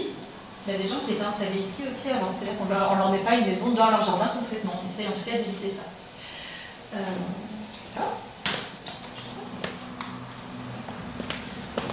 Un autre exemple à l'échelle de la collectivité, on peut aussi se dire qu'on a envie, sur un terrain qui est inutilisé ou sur une dent creuse, de se dire en fait on a créé un espace public qui est végétalisé et qui va permettre de relier différentes parties du quartier pavillonnaire. Vous avez quelques exemples ici. Donc un qui est dans le Nord-Pas-de-Calais, où voilà, on avait un espace central, on avait donc des pavillons des deux côtés, et on est venu créer un cheminement piéton qui est encadré par de la végétation. Et puis à droite, à Libourg, donc un peu moins chez nous, pour favoriser la biodiversité, on va créer sur une parcelle qui n'est pas construite, un jardin, un square avec des jeux pour enfants. Et on vient le planter, on vient mettre des nichoirs, voilà, on vient aider sur cette parcelle-là la biodiversité déjà présente et également celle à venir en venant créer ce corridor écologique dans le pavillon. À l'échelle collective, donc là on parlait plutôt à l'échelle de la collectivité, mais collectivement, qu'est-ce qu'on peut faire pour favoriser la biodiversité? Déjà, on peut essayer de mettre en relation nos jardins pour créer une trame verte et bleue. Et ensuite, à l'échelle individuelle, je vous ai mis plein de petites actions qu'on peut faire en fait, facilement chez soi. Dans son jardin, on peut veiller à supprimer les clôtures lorsque la haie elle a atteint sa pleine maturité. Donc là, on permet par exemple aux espèces de passer d'une parcelle à une autre très facilement. On peut favoriser, si on a quand même envie de garder une clôture, des matériaux naturels pour la construire, des enduits à la chaux, en terre, en bois. On peut organiser le stationnement aussi plus près des accès pour moins imperméabiliser devant chez soi. Et on peut aussi venir conforter des trames végétales existantes en prolongeant des espaces protégés. On évite de débroussailler à la mauvaise période. Également, on repousse la fauche, on appelle ça la fauche tardive, pour favoriser les espèces qui en ont besoin. Et on peut aussi planter des haies nourricières. C'est vrai qu'aujourd'hui, on a un peu une banalisation aussi des espèces végétales présentes dans le lotissement. On va beaucoup retrouver le thuya, voilà, c'est des choses qui poussent très vite, qui font un petit peu écran, mur végétal. Mais on peut, si on souhaite favoriser la biodiversité, planter des essences plus nourricières avec des essences aussi plus variées. Et on peut également laisser circuler les eaux pluviales d'une parcelle à une autre et préférer les piscines écologiques. Je ne vais pas rentrer dans tout ce qu'on fait. Nous voilà donc sur notre petit exemple. Qu'est-ce qu'on peut faire ici, dans ce quartier fictif, entre guillemets, si on avait à faire quelque chose? C'est pas grave, je reprends la parole. Alors, qu'est-ce qu'on peut faire? On a parlé du PLU. Donc, le plan local d'urbanisme, il peut venir dire on préserve ces espaces qui forment la lisière, ici, qui sont boisés actuellement, et qui forment la lisière avec l'espace agricole qui est à côté. D'autant plus si on vient créer du logement un petit peu plus près de la zone agricole, d'autant plus intéressant. On peut dire qu'on préserve, alors même sur des zones effectivement qui sont déjà bâties, qui sont des espaces privés, on peut venir dire la collectivité souhaite, pour favoriser la biodiversité, que ces espaces de jardin soient conservés en pleine terre, c'est-à-dire n'accueillent pas de construction. C'est un peu radical, mais c'est une manière de favoriser la biodiversité. Et puis, autre chose que la collectivité peut faire, c'est positionner alors, un emplacement réservé, par exemple, c'est-à-dire se positionner dans son PLU un secteur, une zone sur laquelle elle indique j'ai un projet d'intérêt général pour la collectivité, j'ai un projet ici. En l'occurrence, ça peut être de faire un verger collectif, de faire un espace de biodiversité, comme le présentait tout à l'heure Alicia. Et je me porte acquéreur en premier dès lors que cet espace sera vendu. Voilà. S'il y a vente, je serai le premier sur les rangs pour acquérir. Et puis, de nouveau, la lisière boisée qui peut être préservée là. Ce sont quelques illustrations, bien sûr. Et Alicia, tu reprends la parole. On va ensuite parler de la gestion de l'eau. L'eau qui va nous manquer beaucoup, avec le changement climatique à l'œuvre qui nous manque déjà, et qui va nous manquer. Voilà. Donc, un petit point juste, ce que c'est que les eaux pluviales. Je vais pas mal réutiliser ce terme. Les eaux pluviales, c'est tous les types de précipitations qui sont interceptées par une surface qui est soit artificielle, la voirie, les routes, les toitures, ou naturelle. Voilà. Petit point fait. Et en fait, aujourd'hui, l'urbanisation croissante, elle a pour conséquence quand même, on a vu, c'est pas le même terme, mais d'imperméabiliser certains sols, et donc d'aggraver les phénomènes de ruissellement. Forcément, plus on imperméabilise les sols, moins l'eau peut pénétrer, et donc les eaux ruissellent plus facilement, et s'accumulent finalement au même endroit. Et en fait, lorsqu'elles ruissellent, elles se chargent aussi en polluants. Et donc, la gestion des eaux polluées ensuite devient un véritable sujet. Un petit schéma pour synthétiser tout ça. On imperméabilise les sols, on augmente les débits de points, ça augmente la fréquence des inondations, et en plus de ça, lorsqu'elle vient se charger de polluants, on perd le bon état écologique du milieu qui le reçoit. Et également, lorsque l'on s'étend, on a une augmentation du besoin en eau, avec donc une augmentation des rejets pollués, ce qui accroît les charges organiques, etc., qui baisse donc l'oxygène de l'eau, et donc on réduit le nombre d'espèces vivantes.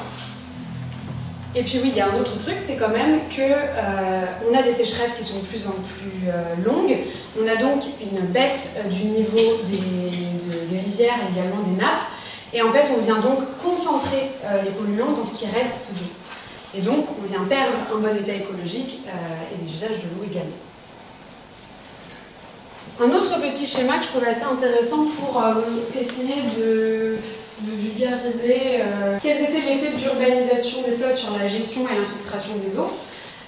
Donc on revient un peu sur le même schéma de densité que vous a présenté Anaïs tout à l'heure, dans une zone naturelle, ça veut dire qu'avec une surface imperméabilisée proche de zéro, on a en gros donc, toute l'eau qui arrive, on va dire 100% de l'eau qui arrive.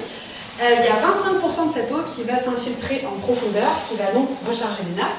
On en a 25% qui va s'infiltrer, mais qui va rester en surface.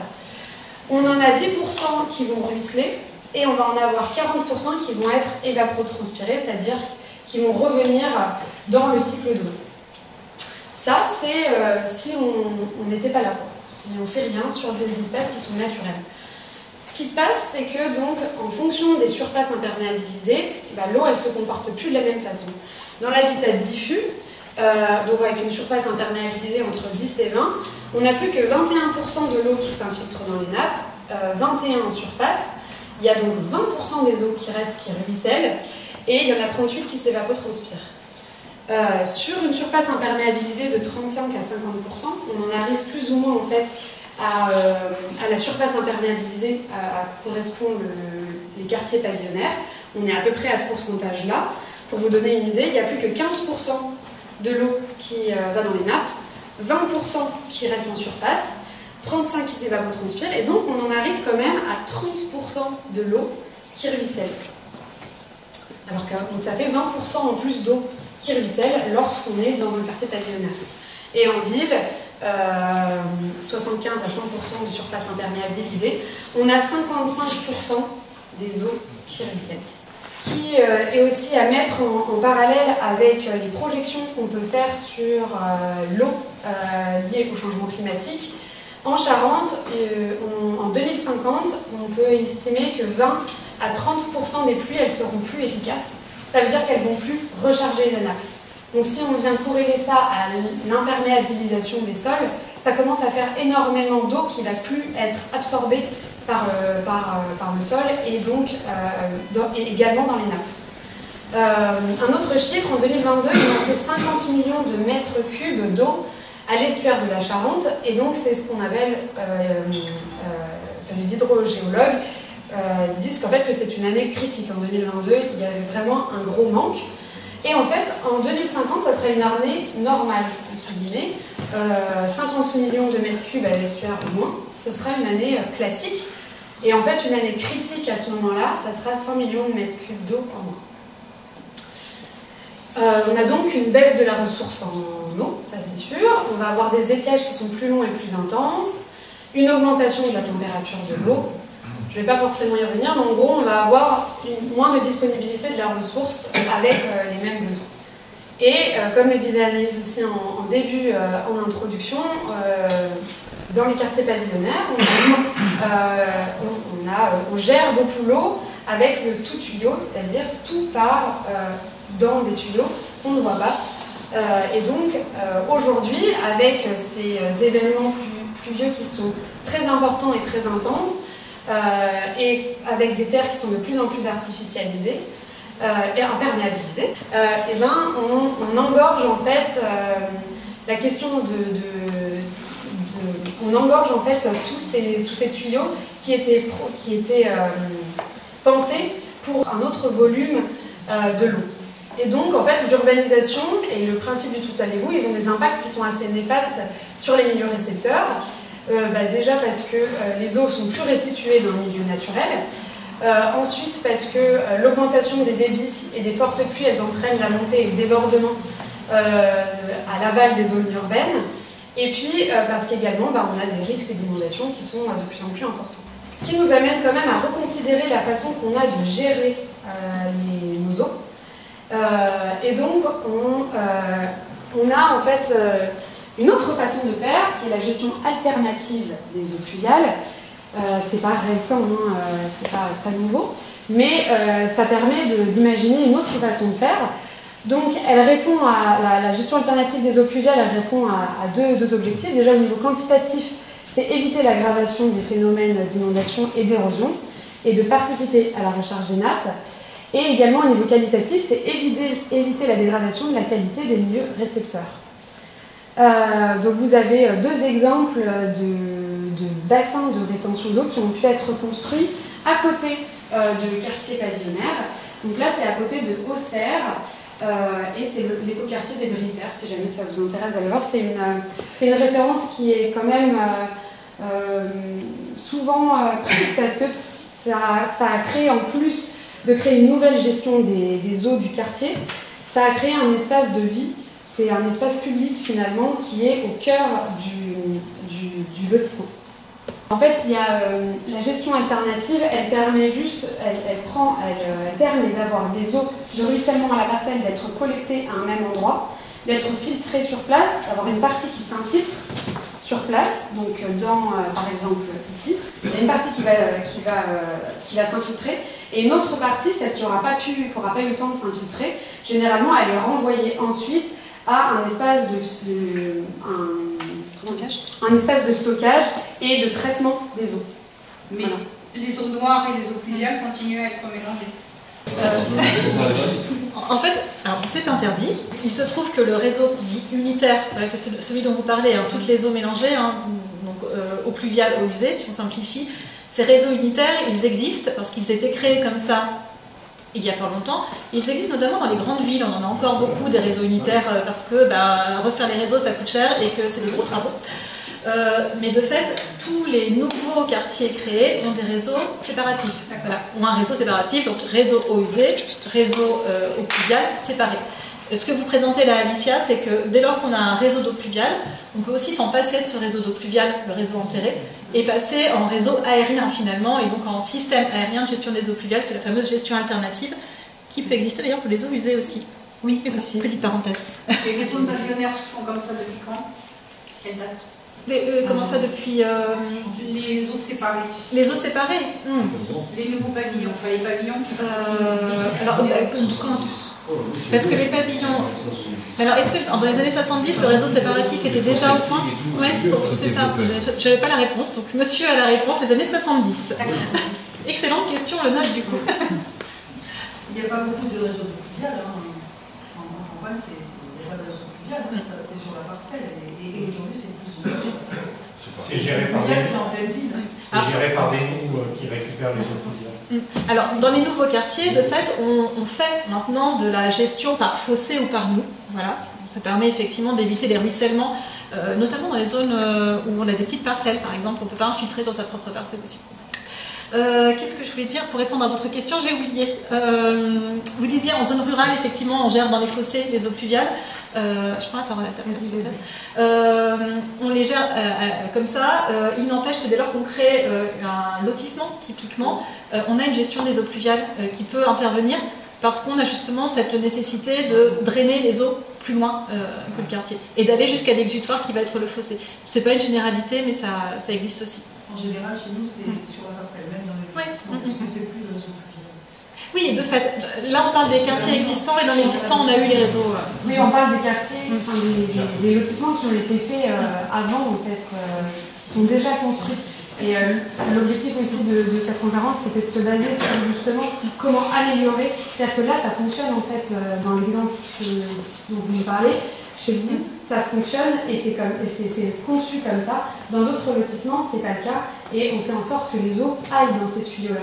Donc en fait, on essaye d'améliorer. C'est un gros problème. Le pluvial. Même dans les lotissements qui existent, quand il n'y a pas de réseau, et il n'y a pas souvent des réseaux, même dans les anciens lotissements. Et c'est un problème, parce que ça va, souvent ça peut, et puis on change l'endroit chez l'autre. Et dans toutes les communes, c'est vraiment un problème, les réseaux pluviaux.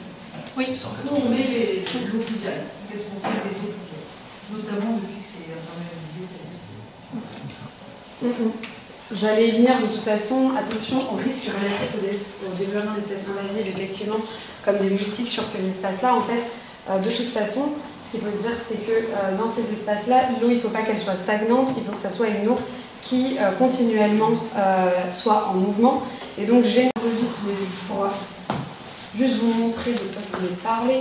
Par exemple, là, dans ce quartier-là, ce qui a été pensé, c'est un système d'étagement, et donc que l'eau, elle suive la topographie, et qu'elle ne reste jamais au même endroit. Voilà, c'est des petites choses comme ça, mais effectivement, si on ne veut pas avoir de développement mystique, il faut réfléchir à une eau qui n'est pas stagnante. Je reviens un petit peu avant. Voilà, donc trois objectifs: infiltrer, récupérer et réutiliser l'eau, parce qu'on l'a dit tout à l'heure, ça va nous manquer, donc autant la réutiliser, et également l'évapotranspiration, dont on a besoin de sol végétalisé. Les outils, qu'est-ce que la collectivité peut faire pour la gestion des eaux pluviales? Elle peut élaborer un plan de zonage pluvial. Alors je vais aller assez rapidement là-dessus, sinon ça prendra un peu de temps. Qu'est-ce que c'est? En fait, c'est une collectivité qui fait appel à tout d'abord des géologues qui viennent leur dire, en fait, donc là c'est à Nantes, ils se disent, on va d'abord sonder les sols, savoir dans quels endroits sur ma commune les sols sont les plus perméables. En fait, quels sont les endroits où il y a l'eau est le plus facilement absorbable. Et donc on va venir faire un schéma comme ça, une carte, et on va se dire, on va définir des zones qui seront prioritaires. Si jamais on a une nouvelle construction qui arrive, il faut que, si on est dans la zone violette, par exemple, zone prioritaire, ça veut dire que le sol est capable d'absorber beaucoup d'eau, il faut qu'ils réfléchissent à intégrer la gestion des eaux pluviales dans la parcelle obligatoirement. Et donc, ça permet du coup de ne pas engorger ces systèmes de traitement des eaux. Et donc ça, c'est la collectivité qui peut le faire. Et à l'échelle individuelle, je vais laisser Michael parler de ça. Comment je peux récupérer l'eau de toiture pour divers usages? La récupération d'eau, bon, on la connaît pour beaucoup sur le petit réservoir pour l'arrosage de jardin. Elle est autorisée sur des systèmes plus gros, entre autres pour faire un usage pour les toilettes. On peut aussi réutiliser de l'eau de pluie dans le bâtiment. Ça, c'est un schéma d'un document ministériel qui fixe un petit peu les règles d'un arrêté qui vient sur le sujet. On a le droit d'utiliser de l'eau de pluie pour de l'arrosage, pour du lavage, pour les toilettes, et à titre expérimental, et ça passe pas partout, éventuellement pour le lavage du linge. Mais il faut que ça soit filtré avant. Il y a un document qui existe, donc ça, c'était juste pour vous dire que c'était possible. Il y a un document qui existe qui explique les conditions dans lesquelles on peut le faire.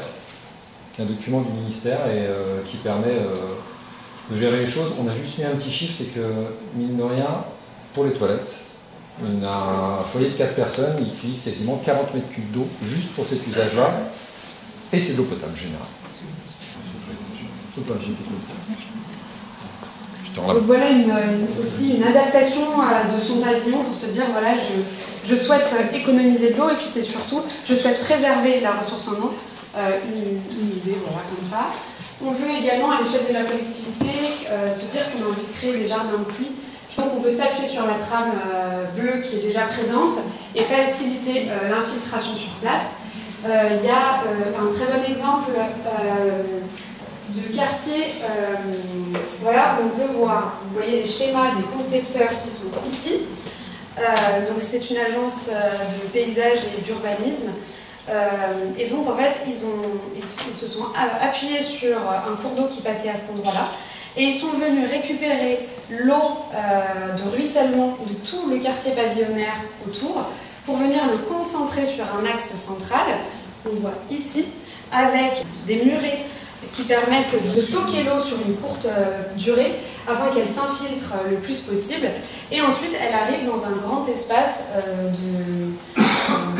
un grand réservoir qui permet de stocker l'eau et lui permet de s'infiltrer un peu plus loin des habitations. Et ça permet également d'avoir un espace commun de vie, un espace un peu public autour dans ce quartier pavillonnaire. Et on peut aussi voir aussi ici à Chessy dans le Loiret, un exemple, on avait une voirie qui était assez large et on peut très bien se dire on vient réduire la voirie, on vient créer des nous sur le bord de ces voiries pour venir accueillir l'eau de ruissellement de cette route et donc venir l'infiltrer le plus rapidement possible. Et donc on en arrive à notre petit exemple. Qu'est-ce qu'on peut faire Oui, donc illustration de ce qui peut être fait sur notre exemple.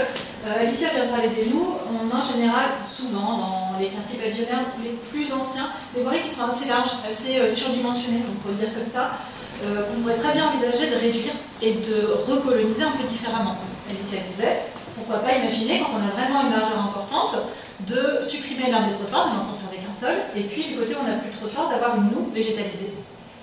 Ça peut se faire, alors ce sont des coûts de travaux pour la collectivité, c'est bien sûr, mais ça peut se faire le jour où on décide de refaire la voirie, parce qu'en fait la voirie elle va se refaire régulièrement. Donc ça peut s'envisager. Ou si on a un problème de pluvial qui est important, peut-être que ça peut s'envisager aussi à ce moment-là, envisager ce type de travaux. On peut envisager aussi de se dire peut-être qu'on n'a pas assez d'espace sur la voirie existante et qu'on a besoin de plus de place. Est-ce qu'on ne peut pas poser de nouveau dans le PLU un emplacement réservé et dire j'aimerais, moi collectivité, j'aimerais me porter acquéreur d'un bout de terrain à la verrière qui m'arrange pour créer une belle noue végétalisée qui me permettra de récupérer mes eaux pluviales de voirie et puis d'arriver dans un espace, dans mon espace public qui est ici, jusqu'à un jardin public, on parlait Alicia tout à l'heure, qui peut être un espace paysager mais aussi de stockage de l'eau au moment des fortes eaux. Voilà, très rapidement. Puis je vous repasse la parole. Je ne sais pas qui. Donc on arrive quand même à s'adapter à la chaleur, qui est une thématique lorsqu'on parle de l'adaptation climatique qui nous vient tous en tête rapidement. Comment s'adapter, comment avoir un confort d'été, mais également un confort d'hiver. Donc juste pour recontextualiser, qu'est-ce que c'est qu'un îlot de chaleur urbain? Ça se caractérise par l'observation de températures plus élevées dans une zone urbaine que dans son environnement immédiat. Je vais te laisser présenter rapidement les schémas si tu veux. Alors, vous voyez, on parle de plein de sujets, on pourrait faire des conférences sur chacun de 2 heures, donc on a fait des choix. Là, c'était juste pour un élément qui ressort, là, c'était les mesures de température qui ont été faites à différents endroits en pleine journée. Juste pour montrer que, c'est la conclusion, je vous donne la conclusion tout de suite. L'important, c'est de faire de l'ombre. C'est bête, mais c'est ça. Et on va le développer après sur des outils qu'on peut mettre en place, mais dès qu'on a des zones d'ombre, et d'autant plus végétalisées, on va pouvoir créer des zones de confort.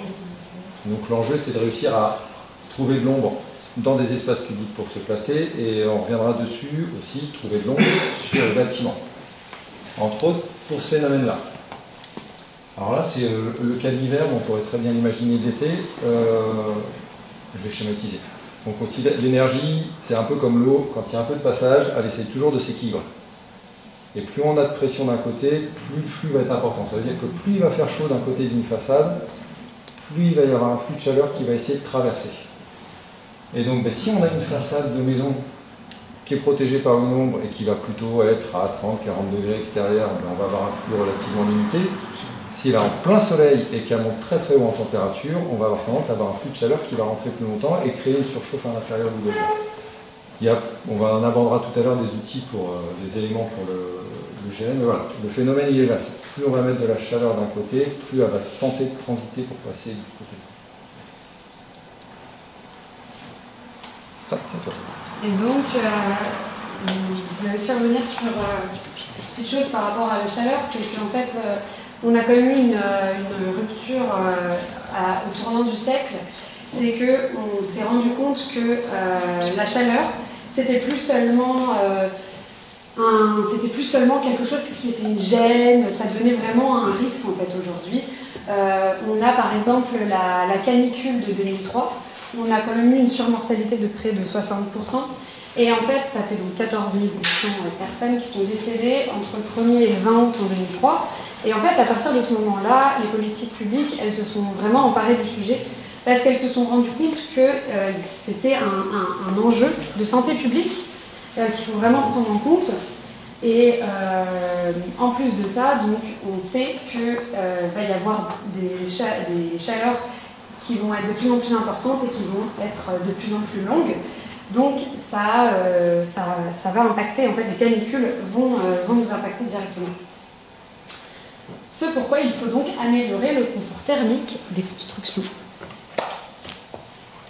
Alors, je vais vous en parler, on va avancer assez vite parce qu'on est un petit peu en retard et on va rediscuter un petit peu. Juste pour replacer un contexte, on a un objectif affiché de rénover 500 logements par an, 500 000 logements par an, à un niveau moyen de ce qu'on appelle le niveau de basse consommation. Et juste pour dire que le bâtiment, d'une manière générale, est quand même responsable de 18% des émissions de gaz à effet de serre. Dans le cas qui nous concerne, ça c'est un petit schéma qu'on aime bien, le développement du pavillonnaire, il tombe à peu près à cette période-là, qui est la période où on est passé de construction dite traditionnelle à de construction moderne. Il y a un usage assez massif du béton et autres pour les constructions, et qui correspond à notre début un peu du développement des zones pavillonnaires, de l'après-guerre où il a fallu construire énormément entre autres. Et pour le coup, on a des classes de construction qui sont un peu différentes, qu'on a essayé de classer un petit peu. Alors ça, c'est en gros une petite étiquette énergie qui n'est plus tout à fait la même que maintenant, mais ça donne une idée des consommations au mètre carré, des kilowattheures d'énergie consommés au mètre carré. Donc là, on a notre objectif. On a notre habitat dit traditionnel qui consomme de façon pas terrible, donc il y a des choses à faire, mais on a un gros volant ici, qui est toute la construction d'après-guerre. Et alors la date de 1974, c'est la date de la première réglementation thermique. Donc avant, il n'y avait aucune obligation d'isolation, l'énergie n'était pas chère, on y allait à fond. Crash pétrolier. Et après, on voit au fur et à mesure que les rénovations thermiques sont apparues, on a augmenté en performance, on avait des bâtiments qui étaient beaucoup moins énergivores, pour arriver depuis 2012-2013 à des bâtiments qui sont en construction à ce niveau-là.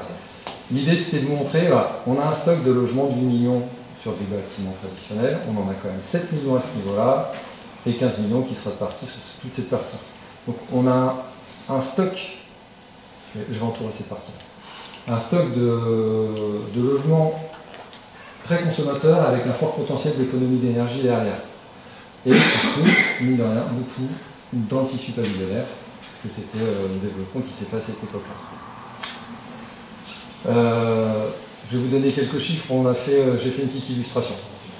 On prend un bâtiment qui consomme 300 kWh, qui se retrouve par là. Et on fait la rénovation prévue super bien, qui va nous emmener à la basse consommation. Sur une maison de 120 mètres carrés, c'est des chiffres, on est sur des ordres de grandeur. On va réussir à faire par loin à peine 30 000, 26 000 kWh d'économie d'énergie. Si on est chauffé au fioul, c'est des tonnes équivalent CO2, donc on fait une économie de quasiment 9 tonnes de tonnes équivalent CO2, donc de gaz qui pourrait générer des gaz à effet de serre. C'est 5 allers-retours Paris-New York en avion. C'est pas pour vous inciter à prendre l'avion si vous rénovez. L'idée, c'est vraiment, on a un stock de bâti qui a un fort potentiel d'économie d'énergie et qui a un impact important sur les réductions de gaz à effet de serre qui sont un élément du réchauffement climatique. Et pour dire, l'enjeu, il est vraiment sur la rénovation aussi. Anaïs l'a dit tout à l'heure, le renouvellement du parc, le parc neuf, c'est que 1% de logement. Donc l'enjeu, il est sur la rénovation. Petit exergue, on a aussi regardé un petit peu un moment avec Julien, on a fait ce calcul-là. l'énergie grise, la consommation, pas la différence d'énergie grise. Donc l'énergie grise, c'est pas on a l'énergie qu'on consomme, l'énergie grise, c'est l'énergie qui est nécessaire à la production, par exemple, des matériaux qu'on va utiliser dans la construction. C'est une estimation, mais dans l'idée, c'est que la rénovation consomme beaucoup moins de matériaux. Donc on fait une économie de ressources, mais on fait aussi une économie de fait d'énergie, plutôt que de faire de la construction neuve. On consomme en énergie grise 75 kWh par mètre carré en neuf, on descend à 45 en rénovation. C'est logique, hein, on a tout structurel qui est déjà en place. Et la rénovation énergétique, là je parle d'économie d'énergie, de gaz à effet de serre, c'est aussi la rénovation, ça permet aussi des gains de confort. On se sent mieux dans sa maison, on peut enlever certaines pathologies, d'humidité, surtout l'humidité qui peut développer des moisissures. Il y a aussi un intérêt pour la santé et pour le bien-être à l'intérieur. Il n'est pas chiffrable, je dis là, mais il est important. Et on va introduire une petite notion, qui est le déphasage. J'ai fait le choix de certaines notions, parce que ça va nous intéresser sur des questions de rénovation tout à l'heure, juste après. Le déphasage, c'est une question de durée. Et le déphasage, c'est comment j'arrive à décaler une arrivée de chaleur suffisamment loin dans le temps dans ma soirée sur un bâtiment, à un moment où il fait plus frais dehors, où je peux ouvrir et que je peux ventiler, et éviter que ça rentre trop vite. Et entre autres sur les matériaux, on peut choisir des matériaux isolants qui ont des grands déphasages. Il y a certains matériaux, si vous aménagez des combles et que vous mettez un matériau qui n'a pas de déphasage, le soleil va taper sur la toiture à 14h, à 16h c'est bon, tout est rentré, il fait 30 degrés à l'intérieur, il fait très chaud. On peut faire des choix de produits qui vont se décaler sur 8 heures et on va plutôt arriver à la nuit quand la chaleur va commencer vraiment à rentrer, à un moment où on va pouvoir surventiler. Donc là, on a notre pic de chaleur de la journée. Si on n'a pas trop de déphasage, ça arrive vite et c'est relativement élevé. Si on le décale, on arrive à l'amortir et à pouvoir, parce qu'on arrive à surventiler. Je schématise beaucoup, mais c'est gentil. Et donc si on revient sur notre question, alors on fera lien avec le végétal du en même temps, c'est pour ça qu'on parlait des deux en même temps. Voilà, les actions individuelles, il y a la rénovation. Je voudrais zoomer sur un exemple sur l'isolation par l'extérieur des murs qui peut avoir un enjeu. On parlait d'isoler, je vous faisais voir les flux de chaleur tout à l'heure.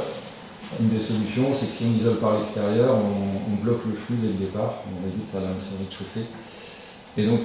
Et on peut jouer sur les choix de nos matériaux pour qu'ils soient isolants pour l'hiver, mais aussi qu'il y ait des bonnes capacités pour améliorer le confort d'été. Ce n'est pas des solutions miracles, mais ça permet d'améliorer les choses. Il y a, on va l'illustrer après, la question de faire de l'ombre à l'extérieur et d'utiliser du végétal. C'est là où on va croiser les choses. C'est que je vais pouvoir aménager mon jardin, aménager des corridors écologiques, favoriser la biodiversité, mais aussi apporter de l'ombre et de la fraîcheur autour de ma maison sur mes façades. Bon, il y a un point qui est un peu compliqué. Mais mine de rien, on parlait que les surfaces étaient de plus en plus grandes. Si on arrive à réduire par du découpage, comme Anaïs le présentait tout à l'heure, ou des choses comme ça, plus on va réduire la surface du logement, moins on a des coûts de fonctionnement derrière de fonctionnement de chauffage, et moins on va consommer globalement. Après, on reste sur des moments, il y a des moments qui sont vachement plus propices que d'autres à faire de la rénovation. À un moment où il y a une mutation, on change de propriétaire. À un moment où on a une grosse réflexion sur l'aménagement de la maison, parce que on vieillit, il va falloir revoir un petit peu la structuration du rez-de-chaussée, par exemple, à part une pièce. Et puis pour ce qui est isolation, la question des ravalements de façade. On a parlé rapidement, il y a des groupements qui peuvent se faire du particulier, qui vont faire des achats groupés de matériel, mais aussi éventuellement d'ingénierie. Il faut faire des audits énergétiques, on se dit qu'on va faire travailler un architecte, mais tant qu'à faire, on fait une commande groupée parce que ça permet d'accéder à des trucs plus intéressants. Et la collectivité peut intervenir à ce niveau-là, c'est soit en finançant, elle finance des audits, elle finance de l'accompagnement architectural, ou au moins elle coordonne carrément des affaires. Et on en revient à notre petite question de fait que là par contre les commandes groupées sur des travaux lourds, les exemples des retours qu'on a, ça ne marche pas très bien. Petit exemple d'une maison années 50, et dans notre quartier qu'on a vu tout à l'heure. Donc si on fait une rénovation globale, alors j'ai listé quelques travaux, il y en a potentiellement d'autres, mais voilà, on isole tout. Et on voulait zoomer un petit peu sur la question de l'isolation par l'extérieur, on a une petite précaution. Je vais te laisser en parler.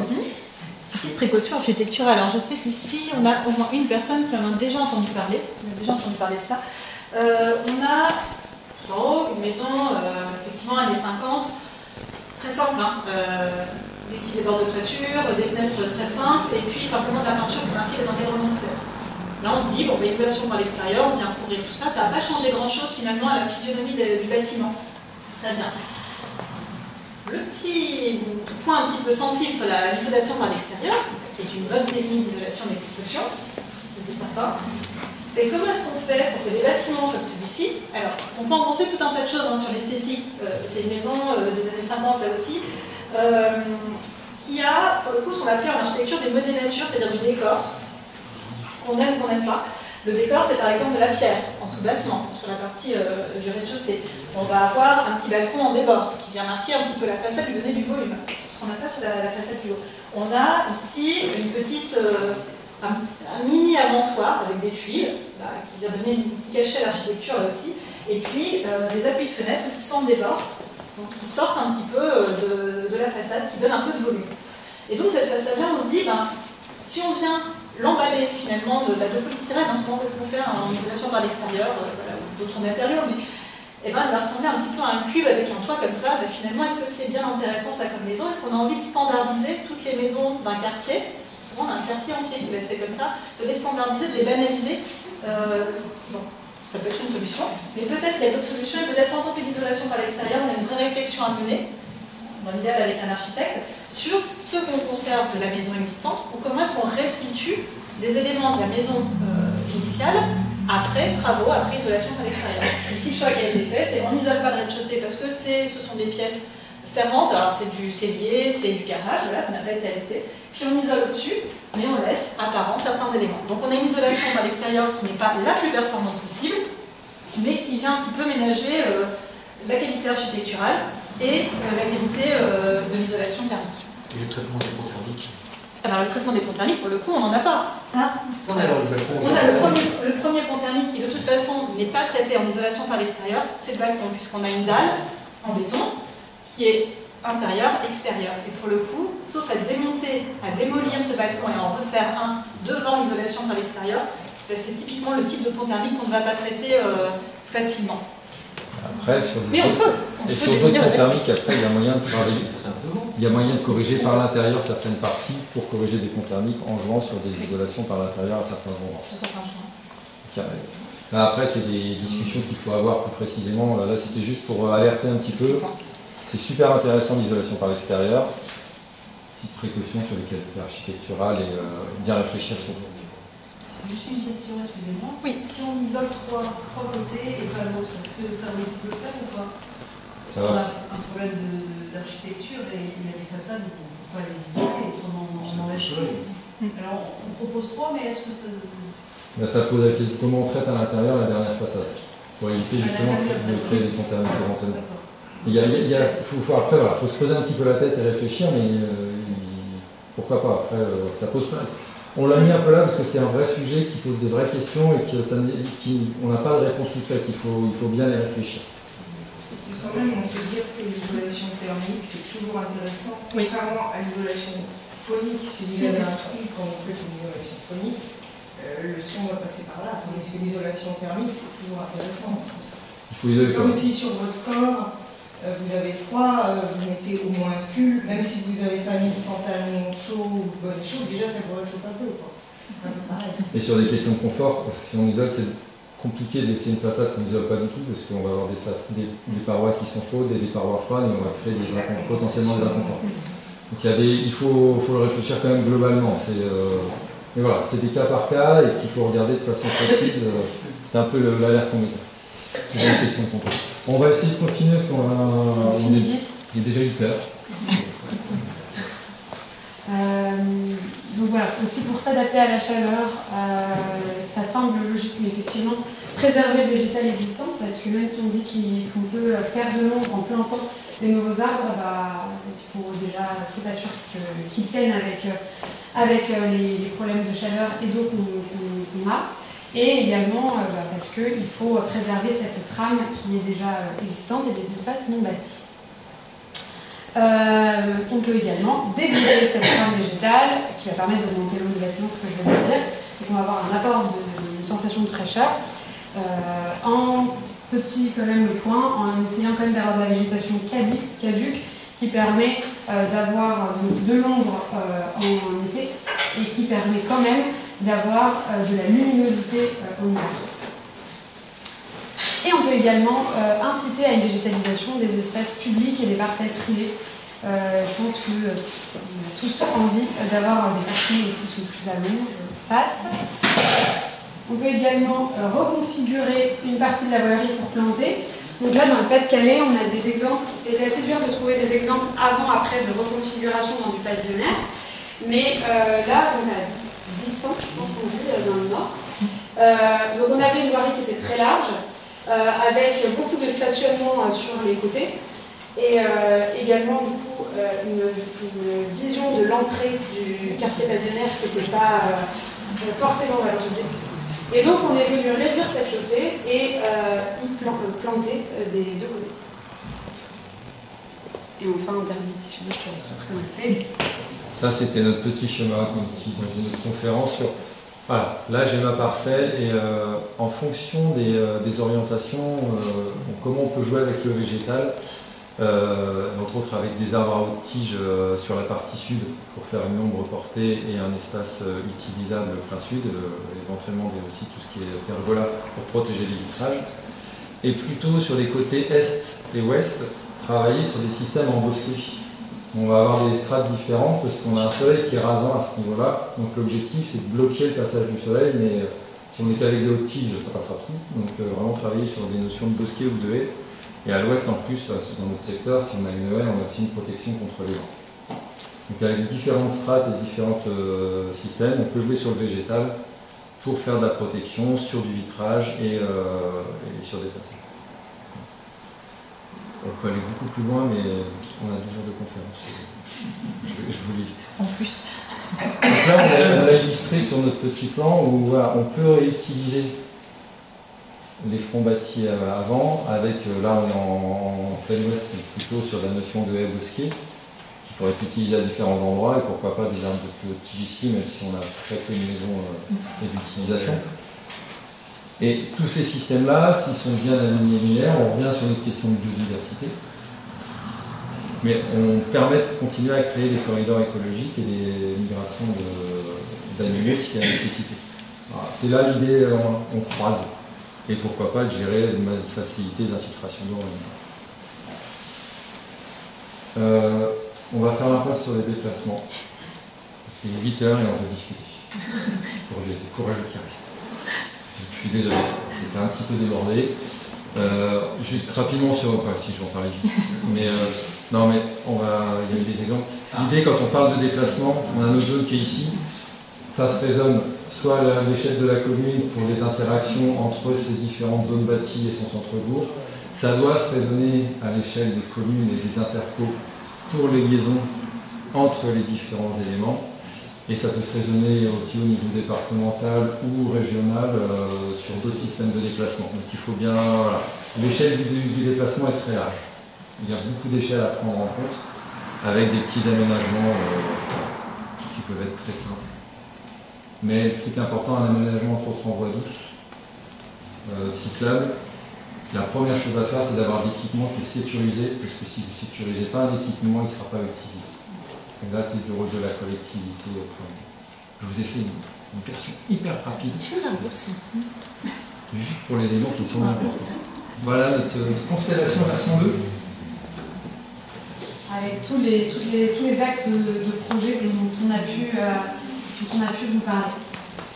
L'idée là aussi, c'est de montrer la complexité de l'action. En fait, agir sur le pavillonnaire pour répondre à l'enjeu du changement climatique, c'est traiter différentes thématiques. Elles ne sont pas exhaustives, celles-ci. Elles sont illustrables par nos compétences, donc voilà, c'est celle qu'on vous montre. Mais c'est surtout montrer les interactions entre tous ces éléments. Et ce que je vous disais tout à l'heure sur l'état des lieux, finalement, quand on commence à travailler sur un élément, il y a des incidences sur les autres. Donc c'est une vision globale qu'il faut avoir. Et je pense qu'on peut passer à la conclusion générale. Je ne vais pas vous lire tout ça, on va le faire de façon plus improvisée. Le titre, des enjeux globaux, des réponses à des échelles diverses, et bien c'est ça en fait, sur les zones pavillonnaires, mais sur les autres secteurs aussi. Si on veut que ça évolue, et que ça évolue dans le bon sens, et ben il y a une certaine prise en compte de la globalité qui est à avoir. Michael l'a illustré sur les déplacements, on peut l'illustrer sur d'autres thématiques.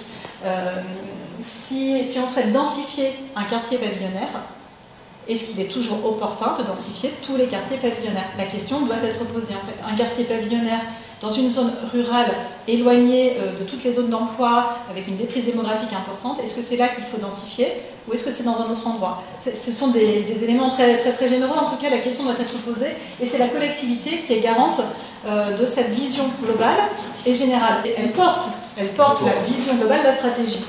Les bureaux d'études, ils s'insèrent dans cette stratégie globale. Le boulot, c'est à différentes échelles. C'est ça qui est montré ici. C'est justement les échelles, elles sont importantes. Chacun a son rôle et chacun a son rôle au bon moment.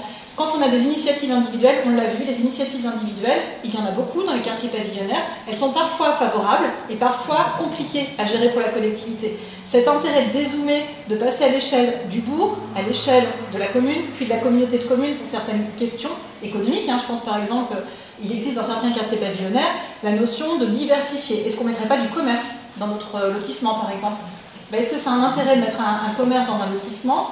Partout, finalement. La question mérite d'être posée, ça se pose à grande échelle, effectivement. Et c'est un petit peu ce qu'on voulait aussi montrer ici, c'est que là, on vous propose un exemple, une illustration, mais bien sûr, dans la réalité, dans l'idéal, tout ça serait à dézoomer et bien sûr à regarder à grande échelle. Voilà, je ne sais pas si vous avez quelque chose à ajouter à cette conclusion.